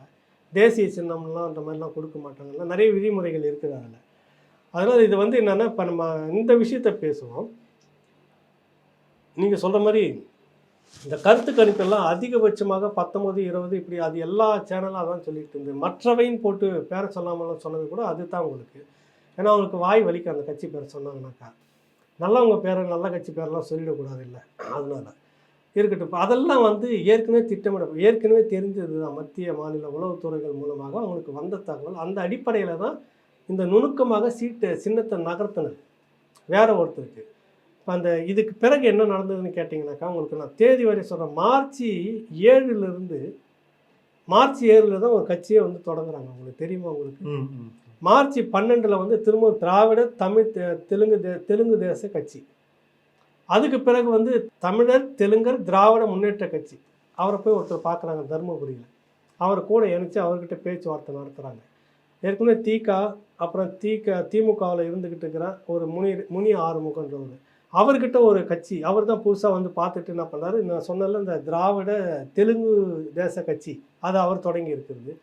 முனி ஆறுமுகம் ஒன்று. இவங்கெல்லாம் சேர்ந்துக்கிட்டு எப்படிலாம் பேச்சுவார்த்தை பண்ணுறாங்க. அவங்க போய் பார்க்குறாங்க யாரை, நம்ம ஜெயக்குமார், அந்த ஐக்கியதா வீர ரெட்டியை பார்க்குறாங்க. ஜெயக்குமாரே வந்து ஒரு தெலுங்கு கட்சி வச்சுட்டு இருக்கிறாரு, அந்த அமைப்பை வச்சுட்டு அவர் செயல்பட்டு இருக்கிறாரு. முனிராஜும் அப்படி தான் இருக்கிறாரு. இன்னொருத்தரும் வந்து இப்போ கிருஷ்ணகிரி தொகுதி அவருக்கு தான் கொடுக்க போகிறாங்க. நான் சொன்னால அந்த நீட்டாக ஒரு பேர், தமிழர் தெலுங்கர் திராவிட முன்னேற்ற கழகம் கட்சின்னு ஏதோ ஒன்று. இவங்க எல்லாம் சேர்ந்து ஆர்கனைஸ் ஆகுறாங்க. யார் பின்னாடி இருந்து இவங்க எல்லாம் சேர்ந்து ஆர்கனைஸ் ஆகுறாங்க? 4 பேர் சொல்லிக்கிறேன். 4 பேருக்கும் ஒரு கட்சி. இதில் வந்து இந்த வீரபாண்டிய கட்டபொம்மை வாரிசுன்னு ஒருத்தர் வந்தார்ல, சகோதரர் ஒருத்தர், அவருடைய கட்சி வந்து நாம் தெலுங்கர் கட்சின்னு ஒன்று. நாம் தெலுங்கர் கட்சி ஒன்று ஆரம்பித்து தமிழகத்தில் இருக்காரு, இங்கே தான் இருக்கிறாரு. கட்டபொம்மனுடைய வாரிசுன்னு ஒருத்தர் சொல்லிக்கிறாரு. அவர் வந்து கட்டபொம்மன் சீனி கந்தசாமி ஜமீன்தார்னு சொல்லுவார் தோழர். அவர் நான் ஒரு டைம் பேட்டி எடுத்திருந்தேன், அதோட சரி. அவரையும் இதில் சேர்த்துக்கிட்டு இப்போ கும்பலாக சேர்ந்து போய் அவரை பார்க்குறது, வீரா ரெட்டியை திரும்ப வர்றது, இங்கே இவங்களுக்குள்ளே பேசுறது. இப்போ யாருக்கு என்னென்ன சீட்டு அப்படின்றப்ப அதில் வந்து நிறைய வந்து நீங்கள் எத்தனை பேர் வரீங்க, மேலே 40 தொகுதிக்கும் எனக்கு ஒரு தொகையை டெபாசிட் பண்ணிங்கன்னா நான் உங்களுக்கு அந்த எம்பிங்களுக்கு நான் ஓகேன்றேன் அப்படின்னு அவர் சொல்கிறாரு. இப்போ என்ன இந்த மனுஷன் கொடுப்பாருன்னு பார்த்தாருன்னா நம்மக்கிட்ட 10 ரூபா கேட்குறாரு, 5 ரூபா கேட்குறாரு ஒரு ஆளுக்கு அப்படின்ற மாதிரி குழப்பம் ஓடிட்டுருக்குது. இதில் இருந்து பார்த்துட்டு நம்ம நாம் தெலுங்கர் கட்சி இருக்கிறார்ல, நம்ம கட்டபொம்மன் ஜமீன்தார், சீனு கந்தசாமி ஜமீன்தார், அவர் பார்த்துட்டு இது எங்கேயோ ஒரு மாதிரி இழுக்குதுன்னு சொல்லிட்டு போங்கடப்பான்னு நேராக போயிட்டு இவர் ஆர்எஸ் பாரதியும் இன்னொருத்தையும் பார்த்துட்டு ஆதரவு கடிதம் நேராக திமுகவுக்கு ஆதரவு கொடுத்துட்டார். இன்னும் அங்கே தானே இருந்துக்கிட்டு இருந்து நீ போய் திடீர்னு அந்த பக்கத்தில் அவங்க நேராக சேர்ந்துட்டே, ஏன் இதுக்கெல்லாம் போனேன், நம்ம இந்த பக்கம் நின்று சேர்ந்தான்னு நம்ம திட்டம், நேராக போய் அங்கே எதுக்கு நீ சேர்ந்த, நம்ம இப்போ சேரக்கூடாது இல்லை அப்படின்னு அது ஒரு டாக் அங்கே ஓடிக்கிட்டு இருக்குது.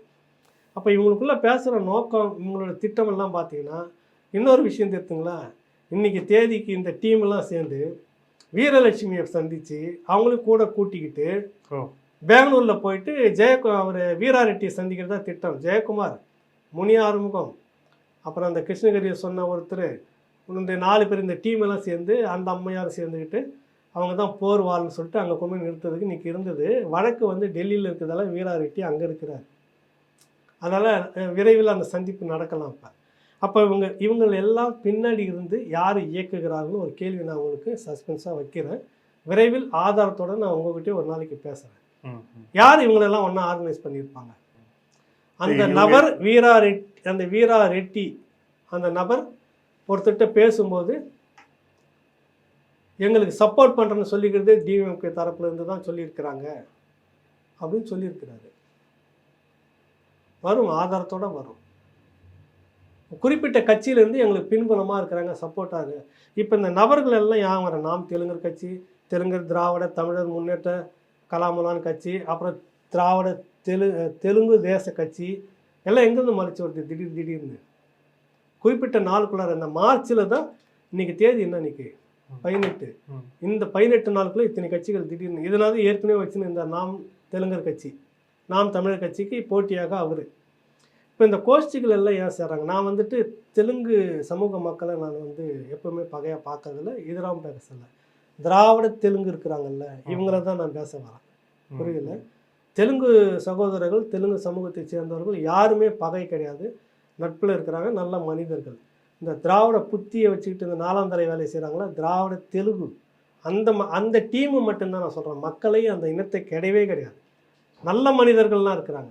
அதுக்காக தான் இவங்கெல்லாம் வளரவே விடுறதில்ல அவங்க.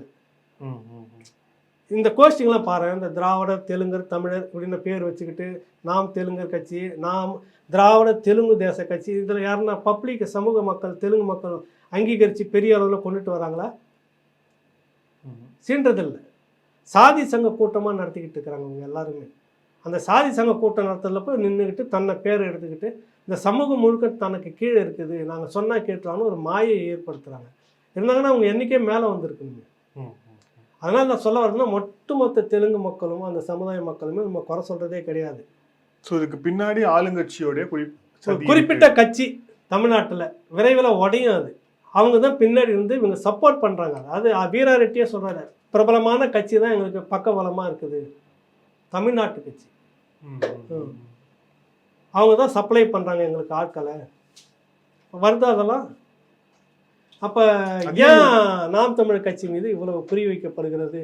அதுக்கு முன்னாடி ஒன்று சொன்னீங்கல்ல, வாக்கெடுப்பு கருத்து கணிப்பில் இத்தனை சதவீதம் மேலே வந்துட்டு இருக்குன்னு சொல்கிறீங்கல்ல, அது வந்துடக்கூடாது. தமிழ்னு பேசிக்கிட்டு தமிழ் தேசிய அரசியல்னு பேசிக்கிட்டு தமிழ்நாட்டில் இப்படி ஒருத்தன் வந்துட்டானா நம்மளாம் இந்த மாதிரி லாட்ரி மார்க்கெட்லாம் 500 கோடி வாங்க முடியுமா? சாதாரணமாக 600 கோடி வாங்க முடியுமா? நம்ம குடும்ப சொத்து ஒரு 22 லட்சம் கோடி இருக்குமா?